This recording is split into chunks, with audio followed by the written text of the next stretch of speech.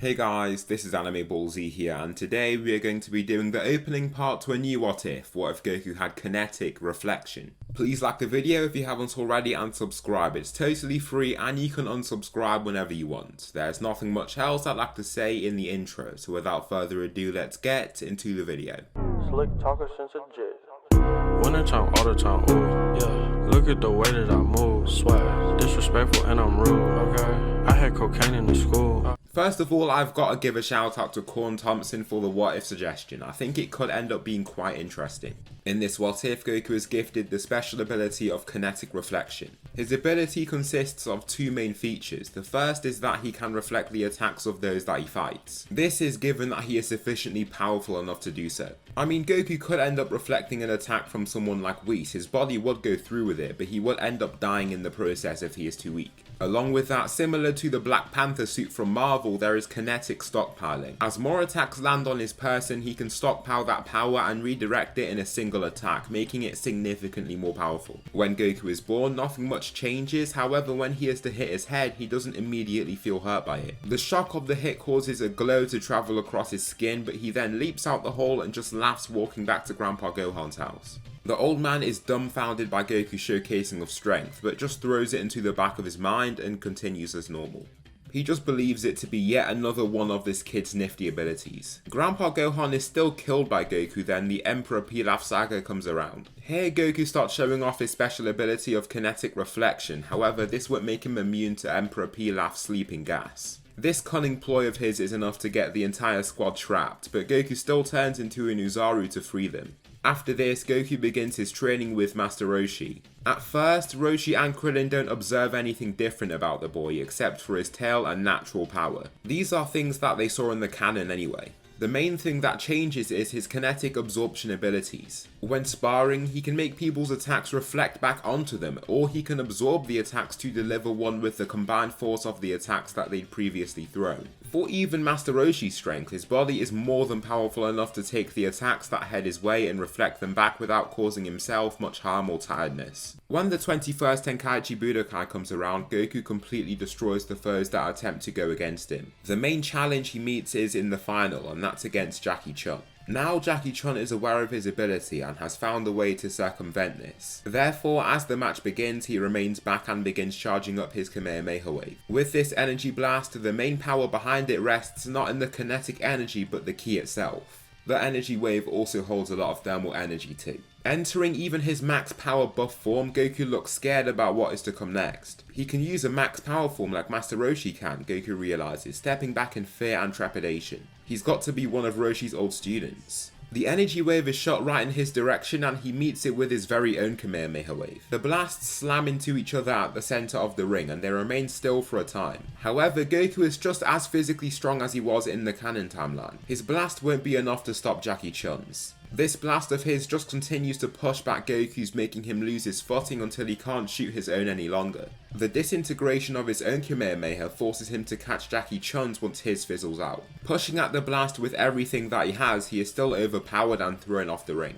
Goku isn't able to claim a win here, but it's all part of the learning curve. Now he knows that he must continue to grow stronger if he is to defeat his foes. His kinetic reflection won't allow him to just defeat anybody and everybody he encounters. For the following Red Ribbon Army saga, Goku completely obliterates the army. When they fire bullets then try and hit him in fights, he can absorb that kinetic energy and use it to hit the warriors with that same power. Bullets travel very fast and with higher velocities, kinetic energy becomes much higher. The entire army topples and he manages to retrieve the final Dragon Ball that he wished to acquire. After this, what comes up is the 22nd Tenkaichi Budokai. Here Goku is trained up to the point where his power level is 180. This is exactly as it was in canon, however his main trump card is not his raw power but his kinetic absorption and reflection. Jackie Chun knows how to make his ability far less useful for Goku but Tien doesn't. Now the fighter that is Tien is too strong of an opponent for Roshi to take out under his Jackie Chun disguise. Therefore Goku ends up in the final, just as he did in canon against Tien. The two begin their bout and Tien rushes right off to try and attack Goku. Punching Goku's body repeatedly, he only seems to send glowing shimmers across his body while he remains put.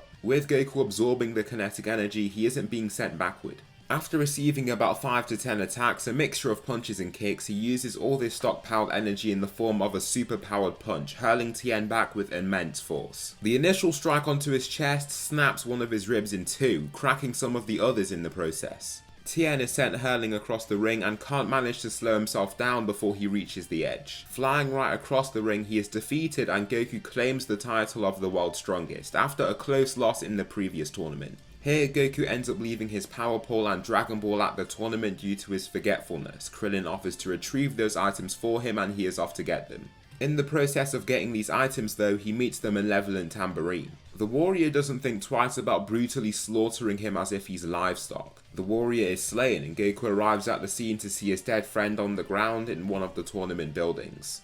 A thin layer of tears film over his eyes before they then roll down his cheeks. Wailing from the death of his best friend, he rushes out to hear of what the commotion was all about from the tournament announcer. Hearing this, Goku flies right off in pursuit of this demon. In flight, he finds him and this is Tambourine. As he's on his flying Nimbus, he stalks him down with the flying cloud and then leaps off it when the time is right. Landing a punch to the back of Tambourine's head, he lands back on his flying Nimbus before he can fall. Following that, he jumps off it once again to strike the Namekian demon in his face before receiving a punch straight to his chest. Utilizing kinetic reflection, Tambourine's fist pangs right off his chest and makes him crack his own knuckles from all the power behind the attack being sent through his own fist. He groans in pain from his broken hand but falls back and tries to shoot an energy wave with his other hand. Goku decides to take a gamble, throwing himself right off his flying Nimbus. The energy wave flows over his face and he continuously descends. Reaching incredibly high velocities, he lands, but this time a gleam flows up from his feet. He feels almost unstable from the amount of kinetic energy he has managed to absorb. Shooting himself up, he destroys the ground that he once laid on from the energy output. Shooting upward as if he's been shot out from a railgun, he reaches Tambourine in a flash. Viciously punching him, he ends up punching straight through his entire body. Killing the demon, the Namekian corpse and him are sent flying down, but he catches himself using his flying Nimbus. He could have reflected or absorbed the impact, but his stockpiled power only remains there for a short period before it slowly withers away. There's no need to stockpile the power if he can't even use it when he has the Nimbus to catch himself. He slowly descends into the forest where he ends up meeting Yajirobe as he did in canon. Another one of King Piccolo's children, Symbol, ends up arriving soon after and Yajirobe takes the liberty to fell him using his razor sharp sword.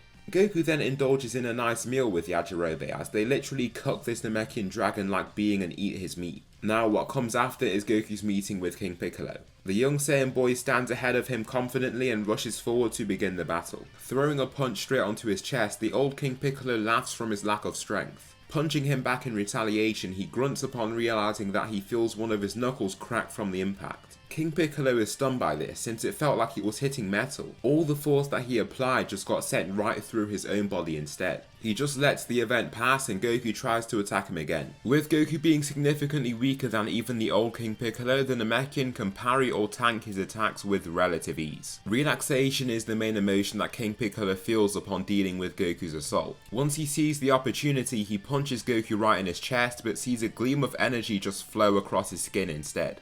He then throws a combination of attacks, shouting as he throws the final one. After dodging and tanking his hits, he has full belief that he can beat down this little rascal. For the final attack, being a punch from his healthy hand, he cracks a knuckle from throwing that hit as well. Grunting from the pain, he looks down at his bleeding knuckles with shock. The boy seemed so weak a few seconds ago, so why is it that he gets hurt when he tries to hit him? Even when thinking back to the previous attacks, he was able to take those like they were nothing. The logic just doesn't add up in his head, and before he can even think about recuperating, Goku throws back all of that stockpiled kinetic energy in the form of a punch of his own. In this attack, Goku feels a slight singeing pain on his knuckles and within his arm somehow. The haymaker of a punch throws King Piccolo back, snapping the arm that it lands on while also hurting his chest even though he managed to block it. He falls back, more than taken aback by the events that have transpired. The boy was merely holding back his power all along, but how?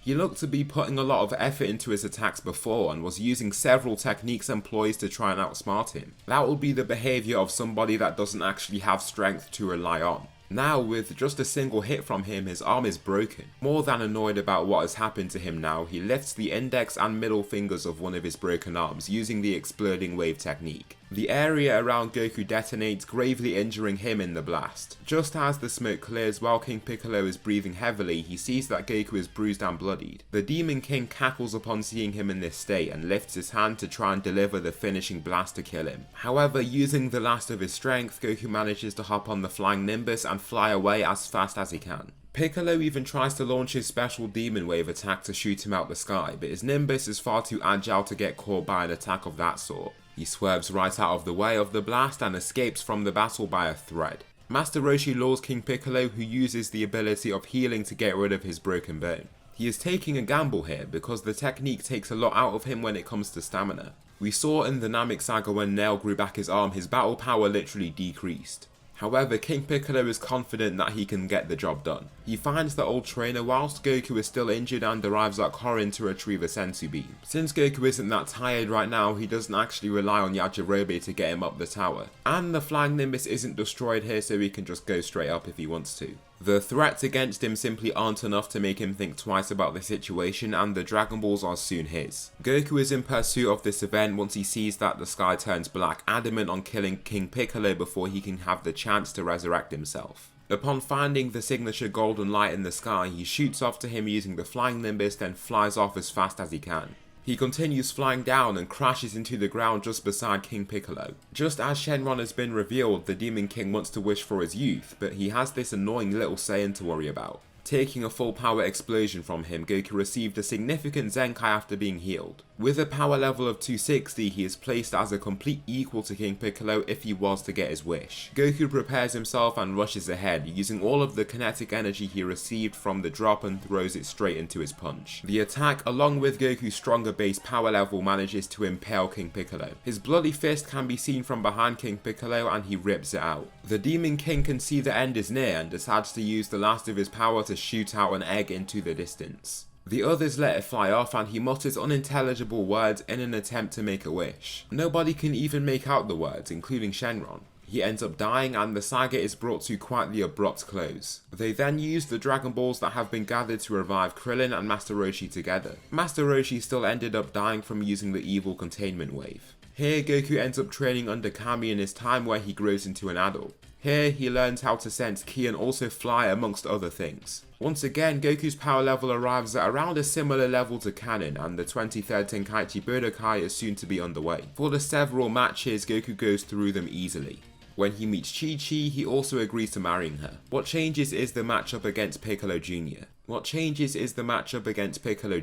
Upon reaching the final, he can't believe who is up against him and he can see the resemblance between him and King Piccolo. Of course, he wasn't exactly in his prime years, so it's difficult to imagine the wrinkled elderly Namekian looking like this person. Now I can finally complete my goal, Piccolo states. What's that? Goku says in a somewhat jolly way. The two warriors prepare for battle with Goku taking off his weighted clothing. He feels much lighter now and stretches in anticipation of this upcoming event, getting rid of you. The match soon begins and many of the spectators lean forward in their seats as they look very tense in watching this fight. After watching both fighters run through the bracket from either side, they can't place a finger on who takes the win. Goku races forward and punches Piccolo's lifted forearms initially. Goku subsequently lifts up for an uppercut only to see Piccolo has stepped back and is now out of range. Goku's power level isn't sufficient here and the two battle it out like equals. With Piccolo Jr. aware of his father's experiences, he can decipher the nature of this battler. He just assumes that he has a lot of durability and decides to hide his strength from the jump because that's the only real way to rationalize it. Just saying that Goku can stockpile power to use later doesn't even sound realistic, even in the Dragon Ball universe. Goku shoots himself forward and throws a punch straight for Piccolo's chest, but it's caught before it can reach. Piccolo ends up sliding backwards slightly but comes to a stop soon after and looks to be in relatively good condition. This power that Goku has here won't be sufficient to take him down completely.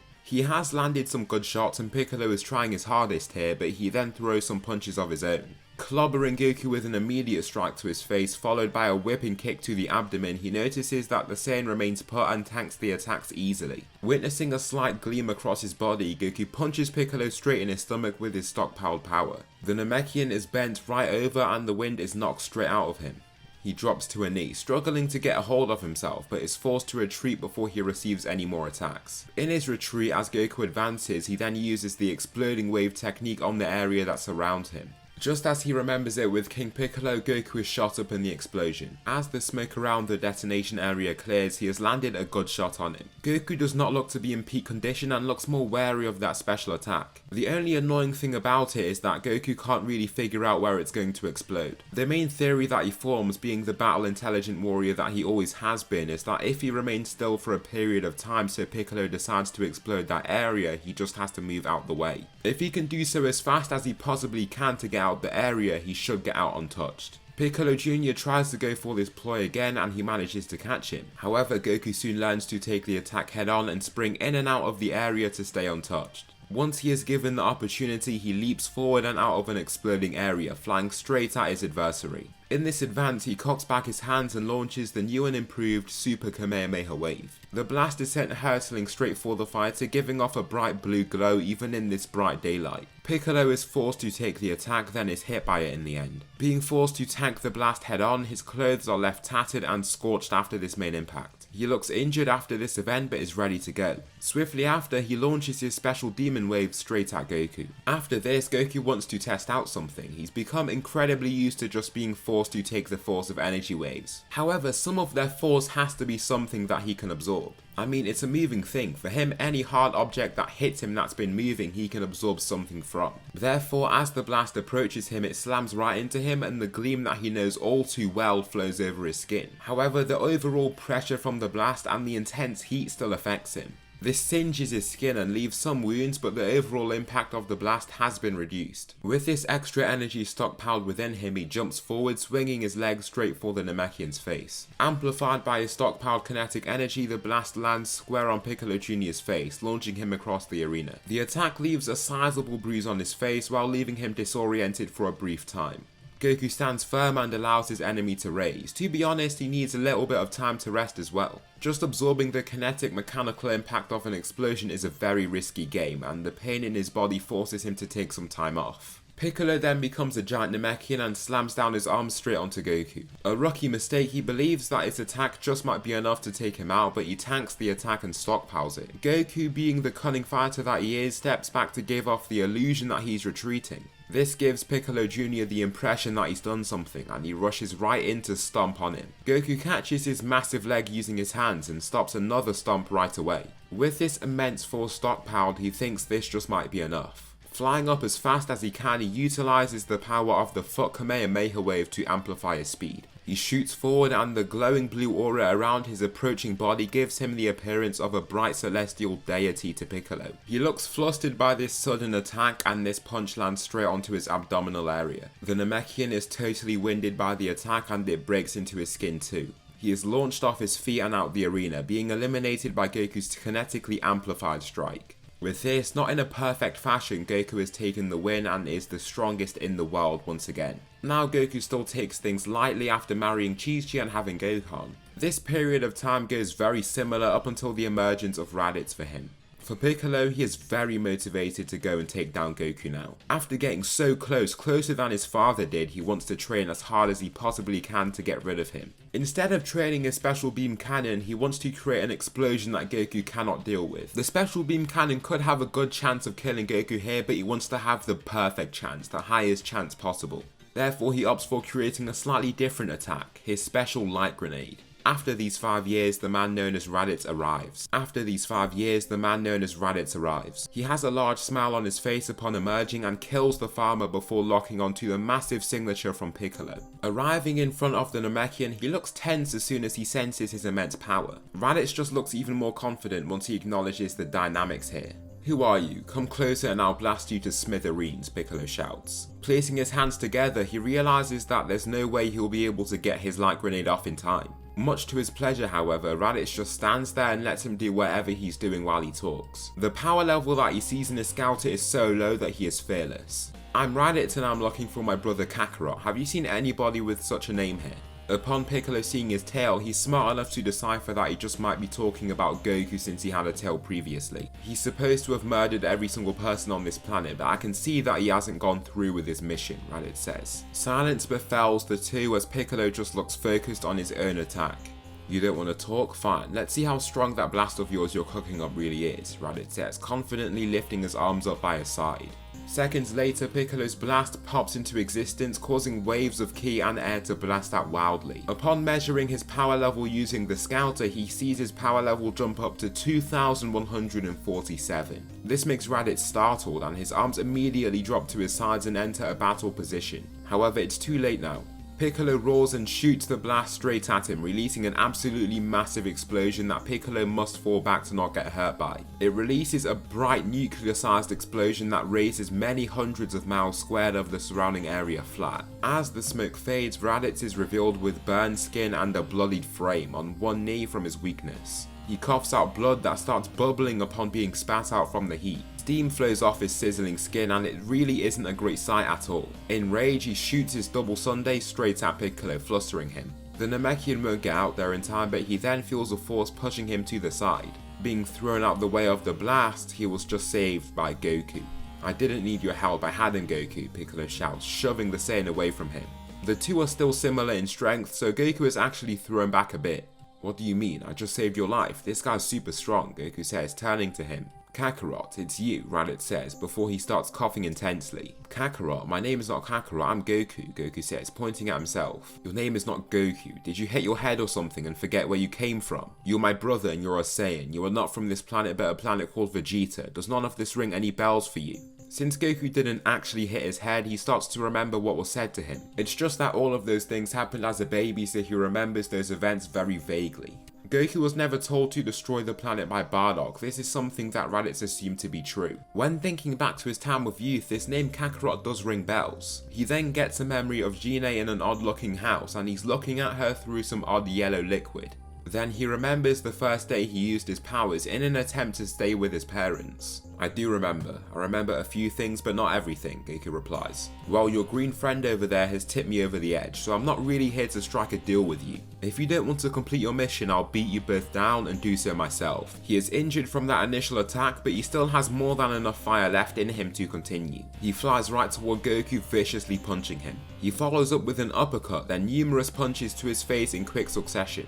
None of these strikes even make Goku move, and Piccolo just grunts in anger. He wanted to take down Raditz, but it looks like he won't have the opportunity here. He's a goner. Goku throws back all of that power in the form of a punch, feeling a stinging pain in his fist as he does this. The amount of power that he's stockpiling is approaching and slightly exceeding the limit of his body. The attack breaks through what remains of Raditz's armor and makes him cough out blood. The wind is knocked out of him and he feels great agony within his stomach from the attack. Dropping to his knees, saliva and blood flow out from his mouth. He tries a number of times to get up, but the situation soon dawns on him. He's going to die here. Don't think this is over. In a year's time, two Saiyans will come here that far outclass you both. They'll kill you two and raze this place to the ground, Raditz roars, coughing out blood. He sees chunks of flesh in what he coughs out and his eyes widen with shock. It's really over for him. Seconds later, his head falls flat on the floor and he passes away. Goku and Piccolo don't exactly stay near each other for long after that, with Piccolo flying away as soon as he gets the chance. He thought about just killing Goku there, but wants to hold that thought for now. He wants to cause slightly more destruction.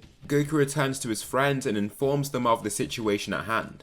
With this information granted to them, they know that they must start training now so that they can protect themselves. This is the only way that they can survive from Goku's descriptions. Raditz was already way above his level of power, so how strong would these mysterious Saiyans be?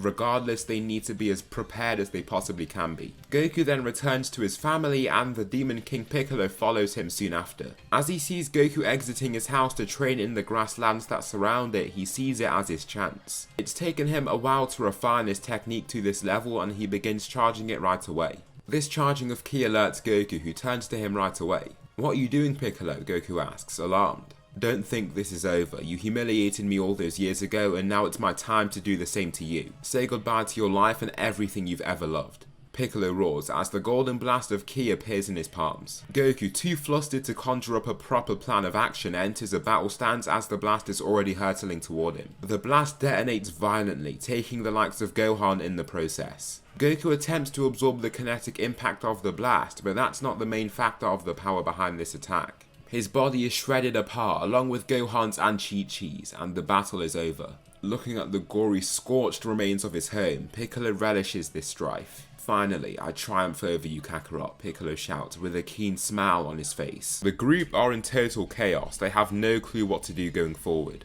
Piccolo doesn't seem to be hostile toward them for some reason, since he has basically completed his goal. The Namekian just goes on to start training himself so that he can prepare for the soon to arrive Saiyans. In another realm, both Goku and Gohan have managed to retain their bodies. Gohan can ride on the flying Nimbus, so he possesses the same pure heart that his father does. Therefore, the two fighters are now on King Kai's planet. During this time, they begin their training under him to learn two techniques, the Spirit Bomb and Kaioken. With the two fighters now here to spar each other, they can fly up and fight around the areas of King Kai's planet. This then accelerates their growth pace. The 10 or so months pass and the time has come. The Saiyans are going to arrive on Earth. During this point in time, Gohan has gained a power level of 7,500. From training with Goku and having great spars with each other, their power has climbed even more greatly. Goku's is now at 10,000, well above the likes of Nappa and on the way to competing with even Vegeta. The two warriors are revived by the Dragon Balls located on Earth and are zooming across Snake Way with everything that they have to reach them.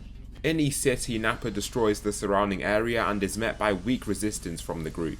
Here the humans arrive and Piccolo then arrives, standing a good distance away from them.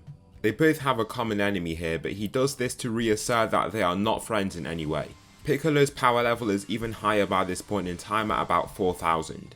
This makes him bang on equal with the large Saiyan that is Nappa. The Namekian sees no need for these weak Earthlings to even try and fight these Saiyans. He knows that they won't be good enough. Zooming past them, he can sense Ki and notices that the person that he believes is called Nappa from the conversation will be much easier to deal with. Punching him, he lands one good shot on him and forces him back. It's now very satisfying to actually land an attack of this sort and move his opponent after never seeing it happen with Goku. Nappa looks annoyed by this attack and clobbers Piccolo with one of his own. His punch has greater power but less speed and knocks his adversary back a few steps as well. The two fighters soar back toward each other and clash violently, one struggling to overpower the other. Their forearms even start to sting a little bit from the overwhelming power that they pour into each other. Once Nappa sees the opportunity, he kicks Piccolo in the gut, then puts both of his hands together to then swing across his face. His hands slam into his jaw and knock him to the side, nearly forcing him to the floor.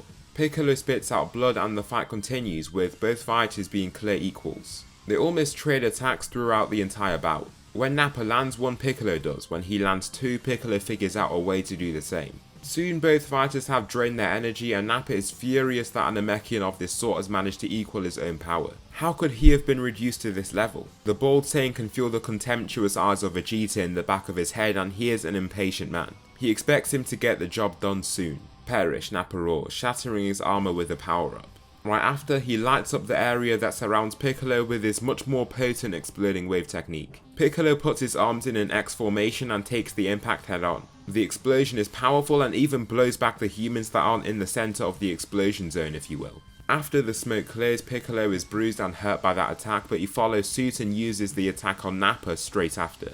He creates a similar hole in the ground and now both fighters are gravely injured. Piccolo flies forward to land on some solid ground and slams his hands together. Take care of the Saiyans for me, I have a technique that'll get rid of these two, Piccolo roars. The humans are reluctant and Piccolo's eye twitches from their inability to comply with him.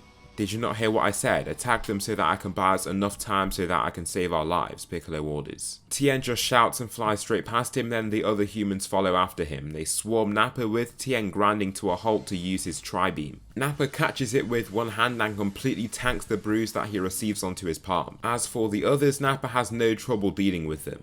As he is more injured, he isn't able to keep himself suppressed as easily and isn't even in the mood to do so. This means that he isn't really holding back when fighting these humans. As Chaozu approaches him, he slices the small human in two with the wave of his hand. The other warriors come flying straight at him, then he launches a mouth energy wave straight at Yamcha since he is closest. This incinerates and kills him right away. Nappa slams his hands together, exhilarated by the fight. The clear superiority that he has here also does wonders to boost his ego. Krillin remains a good distance from him and his fear does him well. He isn't stupid enough to just run in there and get himself killed. From afar, he uses all of his power to chuck forward his Destructo Disc when Nappa is currently busy fighting Tien. In a flash, Tien can see this blast coming and dips under it. The spinning disc of Ki almost hits Nappa, but he is fast enough to just evade it. It flies over his face, but he then sees a bright golden blast manifest behind the two standing humans. Before Tien can even react, Nappa punches his fist straight through him and wants to move on to Krillin once he gets the chance. However, the light grenade is already hurtling toward him. Krillin has already begun to fly away as fast as he can, and Vegeta is shot into action once he reads the power level of 16,000 from Piccolo in that moment.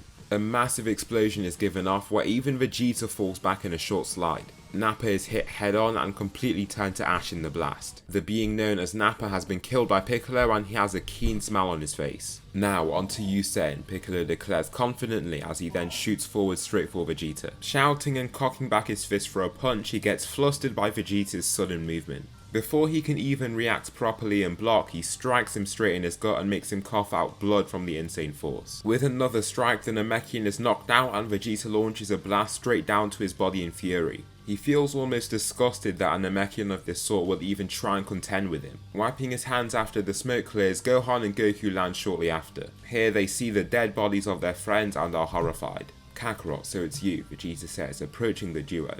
Reading their power levels, he isn't impressed at all. Since they're suppressed, they're even below Raditz's. However, right away they begin to power up. Their power levels spike up and Vegeta is a little startled by the power levels that he reads. Goku's power level reaches 10,000 while this small boy's reaches 7,500 somehow. Low class Saiyans. How could low class Saiyan surpass even Nappa by such a sizable margin? It makes very little sense to him, but he's still far superior, that's all that matters. The group end up flying away from the area that they're in and the two Earthborn Saiyans face Vegeta. Their hair elegantly flows in the wind while their bodies remain firm and sturdy. Their stances are tight and ready, then the three warriors blast toward each other. Gohan is the first and clashes with Vegeta, being thrown back by the much stronger warrior.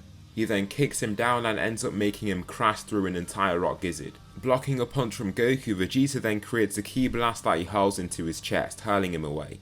There is a slight glimmer that flows over his skin, but the blast's power isn't principally vested in its kinetic energy.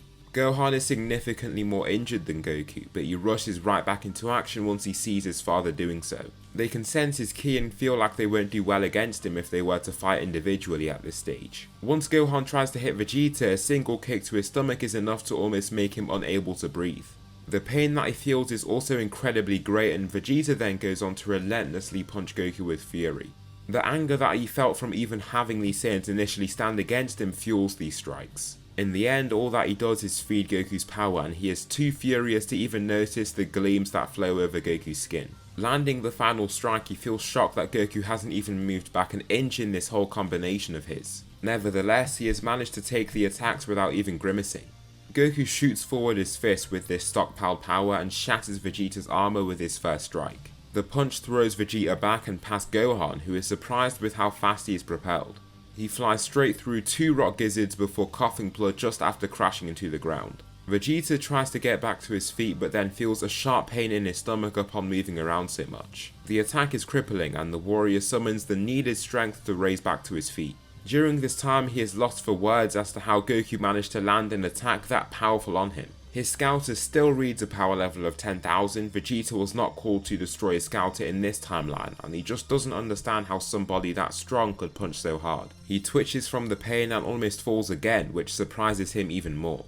Goku can see here that Vegeta might not be an opponent that he needs to fight. With all that training under King Kai, Gohan might just be able to do the job himself. Vegeta has already been injured by that powerful hit and Gohan would have to do less to beat him. The Saiyan Prince is still going to require a lot of work, with Kaioken Gohan still paling in comparison to him. Anyway, Goku backs up and signals for Gohan to continue the fight. Remember all the training that we've put ourselves through all this time. I know that you're strong enough for this, Goku says with encouragement.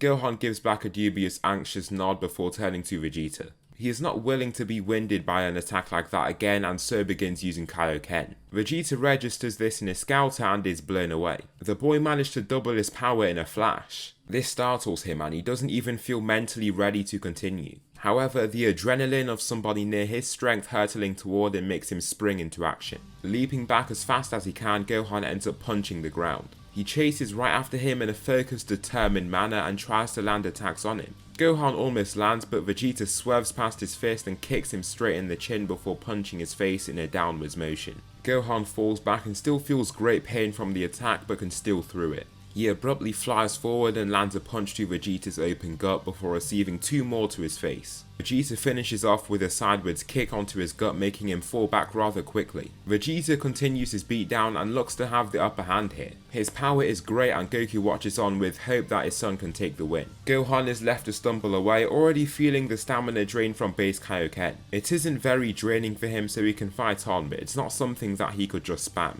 His Kaioken fades and Vegeta then sees his power level drop back to its usual 7,500. This makes him eager to pounce on him so that he can finish him off, but the magical transformation happens once again. Kaioken times 3, Gohan shouts, with his muscles bulging up as he says this. An intense red aura cloaks his body and his power level has now climbed even higher to 22,500. This is now a problem for Vegeta. The Saiyan Prince can see this happening and is now flustered by the intense transformation. Gohan clobbers him with his initial punch, landing a handful more before Vegeta manages to block and fall back.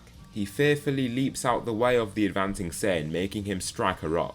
This makes it shatter and crumble to the floor, then Gohan confidently blasts through the entire rubble. He flies straight for Vegeta, who is too slow to fly from him. He continues his beatdown and it is brutal for Vegeta. He can't escape from him and his attacks are quite honestly relentless. After about half a minute, he is saved by the boy's Kaioken fading and isn't even able to jump right on him with him in this weak state. Gohan is now panting with his body burning from the power that he has recklessly relied upon.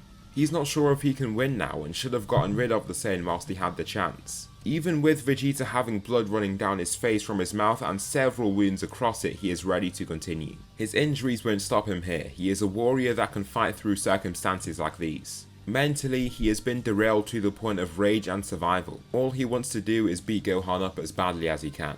Vegeta flies up then begins charging up his ultimate attack, the Gallic Gun. Gohan sees this and is startled.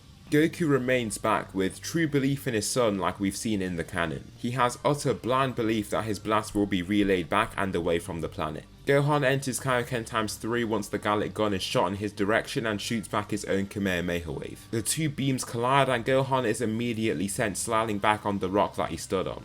He can hold his own for some time but feels the immediate desire to scream to his father to help. However, what type of fighter, what type of protector will he be if he can't even save people himself? He had this power, he's trained for all this time. Why does Goku always need to step in to help him? Kaioken times 4, he roars, feeling immediate agony in his body. The blast is thrown back and the Gallic Gun is shot backward. Vegeta can't do anything to shoot it back and is soon shot into the sky by the blast. Gohan continues pouring all his pent-up anger and rage into this blast, fueling his power as we know. The Kaioken times 4 Kamehameha shoots Vegeta into the skies, reaching the corners of the atmosphere. Vegeta just manages to readjust his body and throw himself out the way of the blast after being scorched by it. His armor is almost totally gone and the agony he now feels in his stomach is almost too much for him to bear. Vegeta just coughs blood as he's up in the skies, losing consciousness due to the thin air. The prince comes flying down and crashes down a few hundred meters from the two Saiyans. Gohan is forced to carry Gohan, who is also unconscious, and he gives him a senzu bean to revive him. The two fighters land ahead of Vegeta and he wakes up soon after. The warrior backs up upon noticing them and looks to try and find a way out. Gohan looks like he wants to kill him and finish him off, but Goku pulls down his hand and urges for him to show mercy. Gohan has no clue why he's acting like this, because these Saiyans were the people that killed all their friends. I know it's weird, but I kind of want to face him again. He won't come back here asking for trouble after what you did to him. Let him go, Goku says, then Vegeta crawls away to his space pod to then escape. Goku and Gohan are free along with planet Earth, and their next course of action is to find the Dragon Balls so that they can revive their friends. Goku told his friends about the Dragon Balls over Raditz's body, which meant that Vegeta and Nappa were able to pick up this information. Along with that, Frieza eavesdropped and heard this too. This means that as well as Goku and his friends, Frieza wants to head to planet Namek. Here nobody is really that injured, so the three warriors being Goku, Gohan and Krillin are ready to go right away. Eventually locating Kami's old ship and having Bulma navigate it, the group are off to Namek. In this trip, Gohan and Krillin have almost just assumed that they won't be reviving Piccolo, but Goku is persistent that he should be revived as well. He doesn't feel that it's right to let him stay dead, and Kami will remain dead as well if they do this. This is enough to convince Gohan otherwise, and Krillin begrudgingly follows along. I mean, he's the weakest fighter here, so it's not like his word holds very much weight in his eyes. Arriving on Namek, the group all reveal themselves and the beginning of this saga goes quite similar. However, things start changing once Goku and Gohan go out searching for the Dragon Balls. They follow Bulma's Dragon Radar and find the likes of Frieza with Zarbon and Dodoria as they attack a village, demanding the Dragon Ball located there. Even the strongest fighters of Namek pale in comparison to the likes of even Dodoria, who can take them down as if they're flies. Gohan staying back feels his rage bubbling up, and Goku can barely stand back to watch these events play out. Both warriors second guess themselves, but almost simultaneously the father-son duo fly down to engage in battle with them. Gohan is blinded by rage, while Goku believes that he can rely on his abilities to possibly have the upper hand here. Landing in front of the two warriors, they can sense Dodoria's strength and assume that they're going to require Kaioken to properly beat him. Goku roars and begins using Kaioken times 3, which he can use much more easily because his power level is 10,000, not 8,000. Gaining a new power level of 30,000, he wallops Dodoria with a single punch. He is sent flying through 2 buildings in the village and they crumble down to the ground from these impacts. The pink warrior struggles to even get back up to his feet and they shake under just holding his own weight. In rage, he shoots himself straight back to Goku and throws down his hands after clamping them together. Striking Goku straight on his face, the bones in his hand break from the impact being relayed completely into him instead. Dodoria looks down to his bleeding hands and must repeatedly blink from the blood pouring out from a wound on his forehead.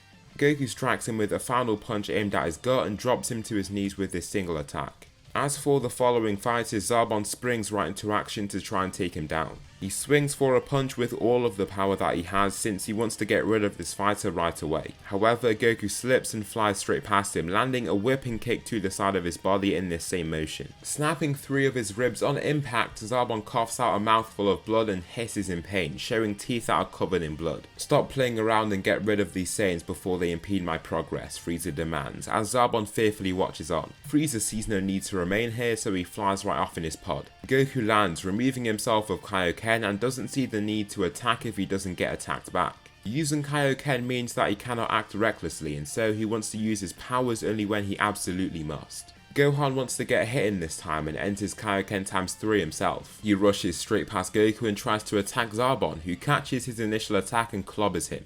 Zarbon then follows up and lands 2 consecutive kicks to his body. This isn't the end of Gohan though. Being able to hit and hurt second form Frieza in canon, he has a spark within him that is waiting to invigorate the flames of strength that fuel him. Gohan snaps and shouts, reaching even Kaioken times 4. Zarbon is trying to find time to transform, but these fighters aren't even giving him that. This young Saiyan isn't a Vegeta where he can rely on his ego to triumph against him. He's not going to be given any time to complete his transformation. He looks far too angry to even process a word he'd have to say anyway. Gohan speeds up and looks far faster than he should. With a single punch, Zarbon's armor breaks apart and he coughs out even more blood, dropping to his knees. Gohan then whips around and kicks him in the face, leaving him knocked out. Gohan then returns to his ordinary power and starts panting from his overexertion. His body really hasn't grown stronger at all from the Saiyan saga. Even with his rage to mask the pain that he feels, it's still there. Following this, Goku and Gohan find Dende within all this and fly with him back to the base that they've been operating from. However, in their flight they get confronted by an overzealous Vegeta. "Greetings, Earthling Saiyans. I see that you've already made yourselves at home with the people here," Vegeta says, with his arms behind his back. "What do you want from us? We don't want to have to fight you," Goku says back to him. "That's fine if you don't want to, but you'll have to," Vegeta replies, with a sinister smile on his face. Powering up, the 2 warriors can tell that he has gotten stronger. Just like them, after they beat their bodies down to its lowest state, it grows stronger after being healed. "Take Dende and go," Goku commands. Gohan nods and does just that. His body is still weak, so he struggles, and this leaves Goku alone to fight him. However, Goku won't need much assistance. Vegeta shouts and spins before striking him in his chest with a spinning kick. The attack is ineffectual, and so are the next punches that he lands. Finally, Vegeta resorts to falling back and shoots an energy wave straight at Goku. Goku makes sure to try his best to evade this blast, which he just about manages to do. It slips straight past his body and he has a significant amount of kinetic energy to use. He doesn't want to linger here for long and could land a single strong punch to get Vegeta off his back. He begins using Kaioken times 3 and uses his amplified speed to close the distance between him and Vegeta in a flash. The prince looks shocked by his speed even after the significant power boost he received from his Zenkai. Using the stockpiled power from Vegeta, a single punch breaks this new armor that he has over his body. snaps the ribs in his chest and sends him darting into the waters below them. He doesn't seem to be rising after he looks down for a few seconds and feels guilty. Vegeta is a Saiyan and needs to breathe like he does. If he isn't lifted out the water, he'll die in there. As a result, Goku dives right in and pulls him out the waters, leaving him on a small island before flying off. Goku returns to Gohan and Dende, and then Dende starts speaking of Guru and how he has a Dragon Ball for them to acquire. Therefore, Goku and Krillin decide to go along with him while Gohan stays back and protects Bulma. Goku and Krillin arrive at Guru's place and they get their potentials unlocked. With Goku's power, his strength raises all the way up to 100,000. This immediate power boost is surprising and he feels like he's a new man.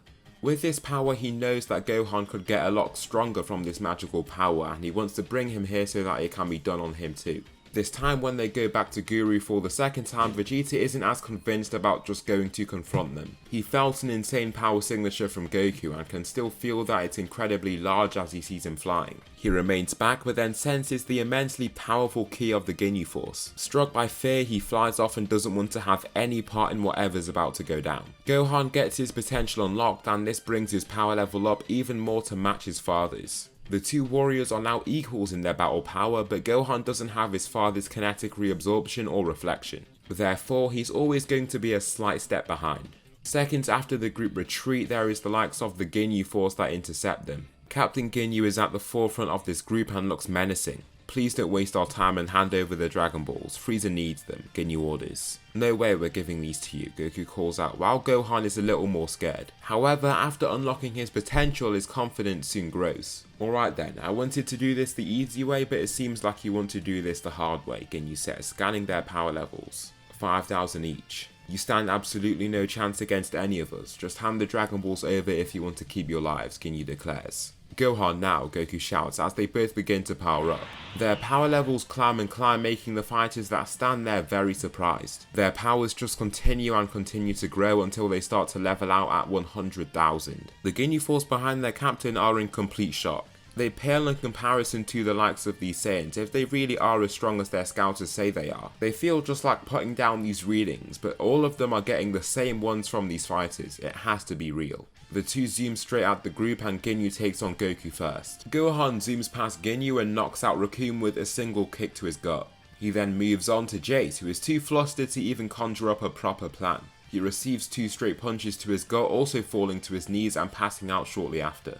Bertra is a little more confident because he believes himself to be the fastest in the universe. Charging straight at Gohan, he throws numerous attacks that Gohan can seamlessly evade. His speed means nothing here when he can't even hit his target, and so Gohan takes the warrior down with a single punch to his face. His body is left to flop to the ground and Gohan has Goldo to worry about now.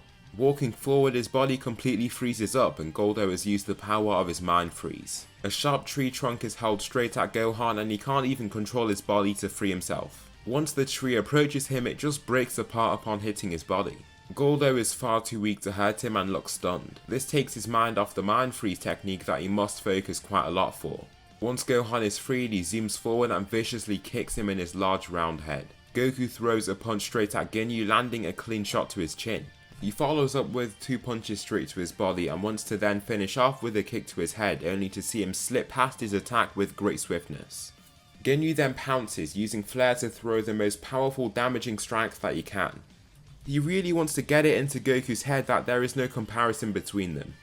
During this sequence of attacks though, we can see that his punches and kicks are achieving literally nothing. All he sees is his skin glowing every time that he hits him. He wonders if he's using some odd technique and this is pretty much the last thing he does. Goku then unloads all that power into a punch straight to his face that launches him across the ground and sends him sliding back more than 40 meters. He even slides past Gohan, left unmoving. The group then grab their Dragon Balls, get Dende from the hiding place that he was ushered toward, then they are on their merry way toward the base shortly after. With the entire Ginyu Force down for the count, Frieza decides that he must step in now. The Dragon Balls have been gathered by the Earthlings and Dende is here to summon the massive dragon.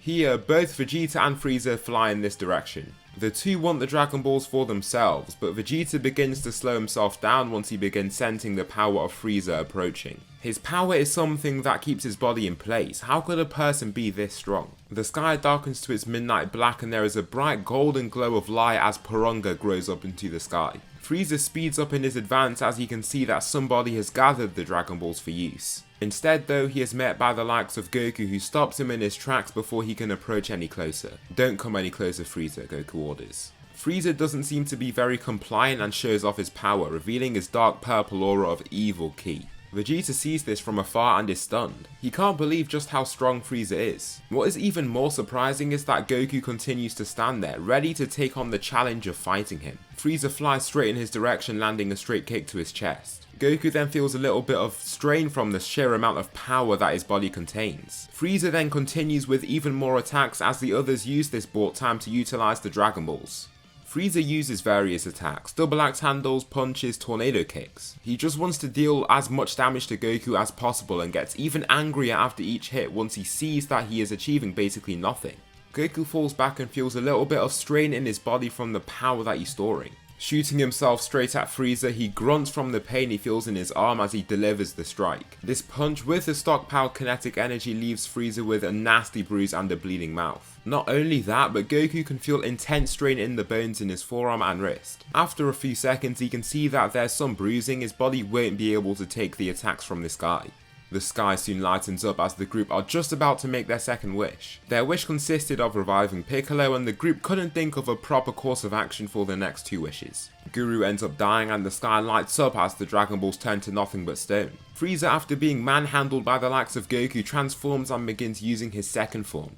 This grants him a new power level of 1 million. Except for Gohan, everyone is terrified of how strong Frieza can become now. Krillin isn't even willing to let the gargantuan fighter's eyes fall upon him, hiding behind a rock with Dende. Gohan follows along with them but stays put. He knows that he may need to jump in and help at any moment. Goku doesn't want his body to go through such pain again and decides to give himself a stronger base to work with. He hasn't properly tested this new body of his to see his limits, but he begins using Kaioken ×8 anyway. The strain is heavy but it's manageable and he darts toward Frieza.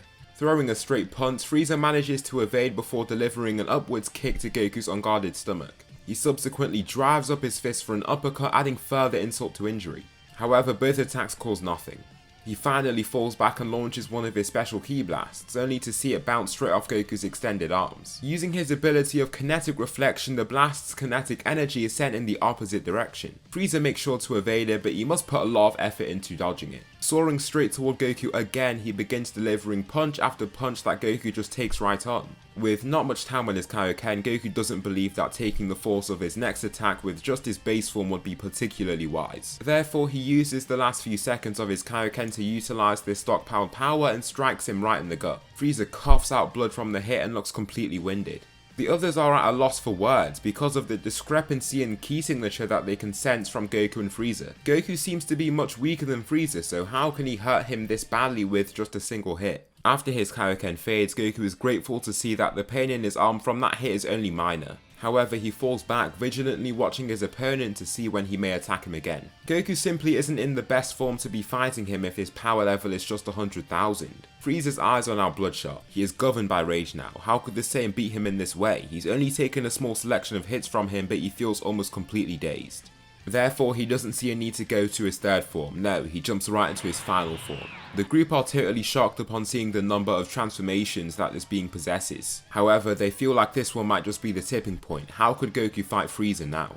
Goku begins to fly toward Frieza, but then receives a death beam straight into his stomach. The attack is too fast for him or any of the other spectators to properly see. The Saiyan coughs blood and is just lucky that the blast missed his vital blood vessels and organs. Even with that, his abdomen has ruptured from the blast. It hurts him to move his body in any notable way. Frieza, with his arm still behind his back, flies headfirst toward Goku while naturally moving around his body. He strikes Goku straight in his chest with a headbutt, then follows up with several punches and kicks that rock Goku's body somehow. Even though he is absorbing the kinetic energy, his body is going through a lot of strain to contain each attack's power. Frieza's power level at this point is around 10 million. He is heavily suppressed, but this form of his is just so strong that suppressing his strength still leaves him alarmingly powerful. Goku can feel this dissipating stockpiled power, but he needs to deliver it before it fades. Therefore, he reaches further and begins using Kaioken ×10. His power reaches 1 million as he vehemently shouts into the sky. His million power fuels himself and the fight with the Tyrant continues. Goku's attacks can't seem to hit the mark and the gap between them both seems to get even more apparent as time goes by. Grabbing Goku's extended fist, Frieza punches him right in the side of the ribs and lifts some of his suppressions in the process. Delivering 2 punches straight to his chest, he is again quite surprised to see that his body doesn't move at all. Goku feels great strain from Kaioken and knows that the power of these strikes will be a problem for him to deliver. Frieza gets angry at the Saiyan and his somehow endless amounts of durability. He managed to hit him with the death beam, but his punches and kicks do nothing to properly hurt him. This angers him and the Tyrant begins using his 50% strength already, pushing away waves of pressure and air. Goku is blown away by the power up and his Kaioken fades, leaving his body feeling intense and injured. The kinetic energy that he stockpiled slowly fades away by the second, and he doesn't even think it's wise to use such power. He's not even sure if he could live after doing so. After a few seconds of silent thought, Goku has made his decision on how to defeat Frieza. "Leave here, go now," Goku roars to his friends as he lands near them. Frieza pressures him to retreat and Frieza just laughs upon seeing the Earthlings reveal themselves from their hiding spot. "So, these are your companions," Frieza says, smiling maniacally. After he says this, Goku soon gets his message and holds his arms out with desperation. "Please Frieza, spare them, your fight is with me, not them," Goku urges. Frieza gives him a brief side-eye before shooting a death beam straight through Krillin's chest. He coughs out blood and is killed right away. "There you go, Saiyan," Frieza replies, whilst Gohan takes this as a cue to fly away as fast as he can. He feels like he's abandoning Krillin in the process, but what could he actually do if he's dead? Taking Dende, Goku begins using Kaioken times 10 and flies off before Frieza has the chance to properly take him down. Goku, seeing this, is infuriated. He can't believe that this tyrant would resort to such torment. His apathy is disgusting to him. Goku roars at the top of his lungs and powers up, continuing to rise in strength. His rage gets the better of him and he enters the legendary Super Saiyan state. With just a power level of 100,000, his Super Saiyan transformation puts him at a power level of just 5 million. Goku rushes forward with his new power and startles Frieza initially. However, once he notices his lack of speed, he gets a bit happier and wallops Goku with a strike to the gut, then numerous more punches to his body. Each punch causes nothing to Goku but makes him concerned about the power that he's receiving and stockpiling. Taking the final strike to the stomach, Goku curls over and acts like he's been completely winded, much to Vegeta's surprise. The Saiyan has still been watching this fight all along and is now lost for words from looking at his appearance. It was him all along.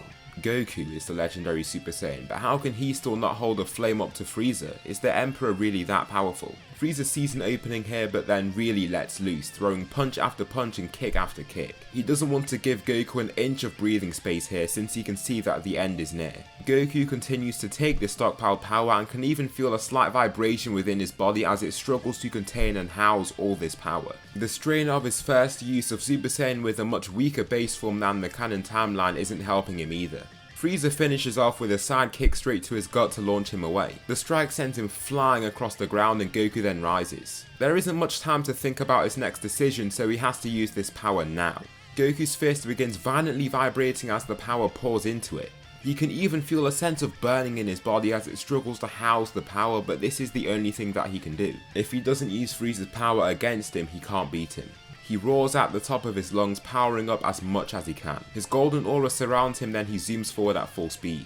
With the stockpiled kinetic energy to fuel himself, Frieza is startled by his advance. There is a trail of blood left to follow Goku as he has already caused significant damage to his body. Streaks of blood already drip down his tensed up arm. Landing the super powered punch on Frieza, his fist flies right through his body and creates a crater beneath them. The impact is akin to an explosion and lifts up a cloud of dust so that the prince can't even see what happens in the end. The smoke slowly clears away and he looks mortified by the sight. Goku's corpse lays next to Frieza's own with his arm ripped off from his torso. There is an alarming amount of blood coming from both fighters and Frieza is still able to crawl away weakly. He somehow managed to survive that hit. He did survive getting chopped in half by Krillin's destructive disc, so he still has some life left in him.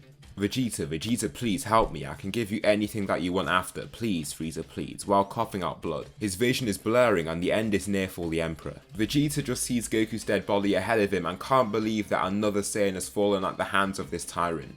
Here, he is in the best position possible. He can be slaughtered here like livestock, but Vegeta is simply too weak to even leave a graze on him. Even though he's in this state, a power level of 24,000 won't do a thing to hurt him. However, Frieza doesn't have much life left in him. Frieza receives no reply from Vegeta and just blasts him to smithereens, having no mercy for him whatsoever. The Saiyan Prince is killed by him in that blast even when he is so weak like this. Soon enough, the blood loss is too great and the damage is extremely grave. Frieza succumbs to his wounds just like that, and Goku is dead as well. King Kai then wishes for all of those killed by Frieza's army to be wished back to life. Well, he tells the people on Earth to do that. Guru is revived for a brief period, and then Goku along with Krillin arrive back on Earth with their bodies intact once again. Gohan and Vegeta also arrive, with Vegeta just resting on some tree away from them. Goku is happy to be revived and they celebrate with him after he nobly sacrificed himself to kill Frieza. Vegeta just continues to think about the Super Saiyan power that Goku has and how he doesn't have that power for himself. With this, the Earth is back at peace. The Namekians are left to remain on their own planet since it isn't about to explode. They celebrate amongst themselves and the arc comes to a close. This time there is no Mecha Frieza and Goku doesn't train on Yardrat. However, he is very motivated to train on Earth after basically lucking out in his fight against Frieza. Without his nifty ability of kinetic reflection and absorption, he would have been killed by Frieza and not his own heroism. Vegeta spends pretty much all his time training, and Goku is also training quite intensely. He continues to use the power of Super Saiyan and his power grows quite significantly. The two reach Goku's Namek level of power after just a few months, and their power continues to grow past that. I'd say that Goku ends up stronger than he was after Yardrat, because his training here is based on increasing his power level and not just meditating and learning special techniques like instant transmission. I mean, we learn in Dragon Ball Super that the Yardrat training is basically just meditating for extended periods of time. After about a year of training, King Cold has put the pieces together and now knows that the killer of his son, Frieza, is currently residing on Earth. Therefore, he wants to give this person a closer look just to see who he is. After that, he'll slaughter him and avenge his son before blowing the entire planet to smithereens. King Cold arrives on Earth and everybody bands together upon sensing his ki. They can sense that it's similar to Frieza's, but it has its own differences in subtle ways. "Hello there, people of Earth," King Cold asks, stepping out of his ship with his arms lifted by his side. "Who are you?" Goku interrogates, preparing to fight him. The two converse for a short time more, and King Cold declares that he will slay Goku to avenge his fallen son. Goku enters his special form, Super Saiyan, but King Cold isn't scared of such a transformation. It isn't the last thing that he saw before his death like Frieza. Well, that's at this point in time. Goku speed blitzes him and drops him with a single punch to his gut. King Cold, with his head still tilted down, tries to take him off guard with a sucker punch only to see it breaks his own arm. Finally, Goku holds his hand to his chest before staring into his soul with his sea blue eyes. "Never come back here again. If you step foot on this planet again, I'll make sure to take you down," Goku declares. King Cold isn't going to take that defeat already and walk away with his tail in between his legs. He is from a very powerful race and once used to rule over Saiyans like Goku. Desperately swinging to try and hit him, Goku punches him in the stomach once again to drop him back to his knees. King Cold then takes this chance to flee, but before he can, he is killed by a stray energy blast coming from elsewhere. Looking up toward the skies for its origin, a floating man can be seen surrounded by a chaotic golden aura, a Super Saiyan. Vegeta almost can't believe it, a second Super Saiyan here before he could even achieve the form after a full year of training. It just doesn't make sense to him at all. Future Trunks lands and tries his best to not make these people overreact. Just as in canon, he chooses to have a spar with Goku. This time the fight is even more of a mismatch compared to before. Goku's current training was based on strength and not control, meaning that he is stronger than his canon counterpart was. After this, Future Trunks explains what's going to happen. Goku is going to die of the heart virus and the world won't be able to defeat the threat that is the androids. They'll be too powerful to fight without him, and he says that he needs to remain alive in this timeline so that they can win. Additionally, with 3 years of training, the others can grow stronger to make sure that they have the best shot possible. This is what happens, and the group train hard for these 3 years. Goku gains access to Super Saiyan along with Vegeta as he trains solitarily. For the opening parts of this saga, things go relatively similar. However, the events start to change as Goku faces Android 19.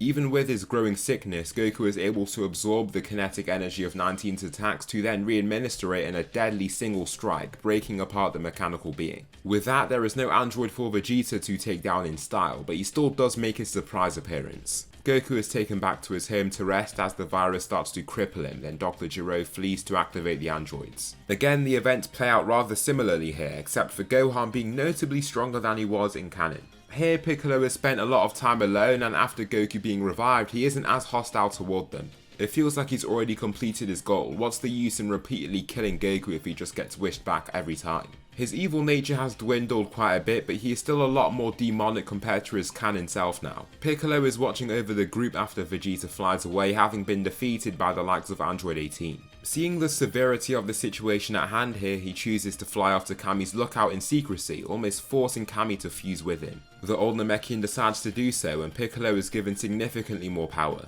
However, without Nail to fuse with, Piccolo still can't hold a flame against even the likes of Imperfect Cell. Piccolo finds Imperfect Cell and just flies over to him in curiosity. Upon finding him there, Piccolo looks confused. "Who are you supposed to be?" he asks. "A super being, Piccolo, an amalgamation of the strongest warriors of Earth," Cell proudly explains. Piccolo sees no need for this chat to continue and prepares himself for battle. Flying straight to Imperfect Cell, he thrusts forward a kick that the bio-android blocks rather easily. Along with that, his body stays totally firm and glows slightly. As for the subsequent punch hurtling his way, he elegantly steps back to evade it before shooting up into the air. He gracefully flips whilst mid-air, then delivers his Kamehameha wave from above. The blast shoots down toward Piccolo, who is forced to block it head on. He receives significant bruising from the attack and knows that he won't be able to take a blast of that sort again. Even though the blast pales in comparison to the new energy waves that Goku has come up with, Piccolo cannot handle it. Cell continues the beatdown of Piccolo and the Namekian can't keep up. After a combination from the Namekian, Cell throws back all that kinetic energy into Piccolo's stomach, using the ability hailing from Goku's DNA. Soon though, the bio-android grabs him by his neck and lifts him up. With his long tail, he slowly brings the being closer to his face, while Piccolo flails around with desperation to try and free himself. "Goodbye, Namekian," Cell states. Piccolo struggles to free himself and soon sees his vision turning hazy. Squeezing more tightly, his neck snaps and Cell drops his corpse before continuing his mission of finding the other androids to achieve perfection. At this point in time, Goku has just about managed to heal himself of the heart virus. Imperfect Cell is haughtily going from city to city without even hiding his ki, taking the life force of any human in sight. This gives Goku the cue to see what's happening here. He flies right toward the Saiyans and wants to make sure that they're coordinated before this fight continues. Goku believes that he is strong enough to face these beings. Even if he doesn't have the battle power, he can use their power against them to win. That is, if he utilizes kinetic absorption. However, that is based on the hope that these androids won't have the ability to counter his nifty ability. The group are all at the Kame house, and as this happens, the androids arrive. Much to their delight, the door is met by none other than Goku himself, the man that they were searching for. "Perfect," 17 states, smiling. The others look even more engaged upon seeing him. They ask to battle and Goku agrees. His kinetic absorption and reflection abilities has made him fearless, but he just hopes that they won't focus on the use of energy blasts if he isn't strong enough. However, after all that training leading up to this point, he feels like he might be strong enough. Vegeta doesn't surpass Goku like he did in canon here. Goku was stronger after the year in between the Frieza and Future Trunks sagas. During this time though, Goku wants to make sure that they're getting stronger as fast as possible. With that Imperfect Cell being running amok, they need to make sure that they're prepared. Therefore, he makes sure that Future Trunks and Vegeta are in the hyperbolic time chamber as he fights these warriors. This is what ends up happening, and the remaining fighters follow Goku to the scene. Goku stands against 17, who is first to face him. 16 and 18 stand readily behind, and they all wish to face him together. Their will to kill Goku is too strong to just let 17 do it himself and get all the glory. Here, Goku might just be in way over his head. Android 17 doesn't even approach him and just assails him with a full power energy wave from range. Goku stands there ready and takes on much of the kinetic energy of this blast through his kinetic absorption. 17 continues with another few blasts, and Goku decides to use his kinetic reflection ability to start knocking them away. The kinetic energy being reflected means that they start moving in the opposite direction, hurtling straight for the androids. The other people watching this are taken aback by Goku's intelligence here and his ability to just swat back the blasts. The androids must be extra attentive to dodge these powerful blasts, but only 18 is caught by them. 16 is strong enough to either tank these blasts or evade them. 17 then continues with yet another energy wave, but Goku lifts to evade it. He continues to try and take him down with calculated energy blasts, and even 18 chips in to try and slaughter the Saiyan. However, he can use his kinetic reflection when he times it properly and his speed to evade. If he doesn't properly use his technique, the energy wave explodes before he can even have the chance to redirect its kinetic energy. Being caught by a few of these blasts in this manner, Goku isn't even in the best shape. He is still injured and hasn't even had the chance to use his kinetic absorption. Goku decides to then land in front of his friends, looking back to them. "I need you all to hit me now. Use all the power that you have," Goku shouts back as Android 16 stands forward. He takes off the ends of his arms and they begin to light up. the Goku killing attack begins to be charged, Hell's Flash. The fighters don't really understand why he's done this, but they do what he says. They all dish punch after punch and Goku continues stockpiling this power. The main deliverer of this power is Gohan, since he's the strongest out of this group. Their individual attacks might not be very strong, but it piles up rather quickly. Goku's body is almost totally enveloped in a golden gleam that they think is from Super Saiyan, but instead it's coming from his body stockpiling their power. Run now, Goku roars, before zooming towards 16 with everything that he has. As he does this, he leaps up once he sees energy waves being launched at him.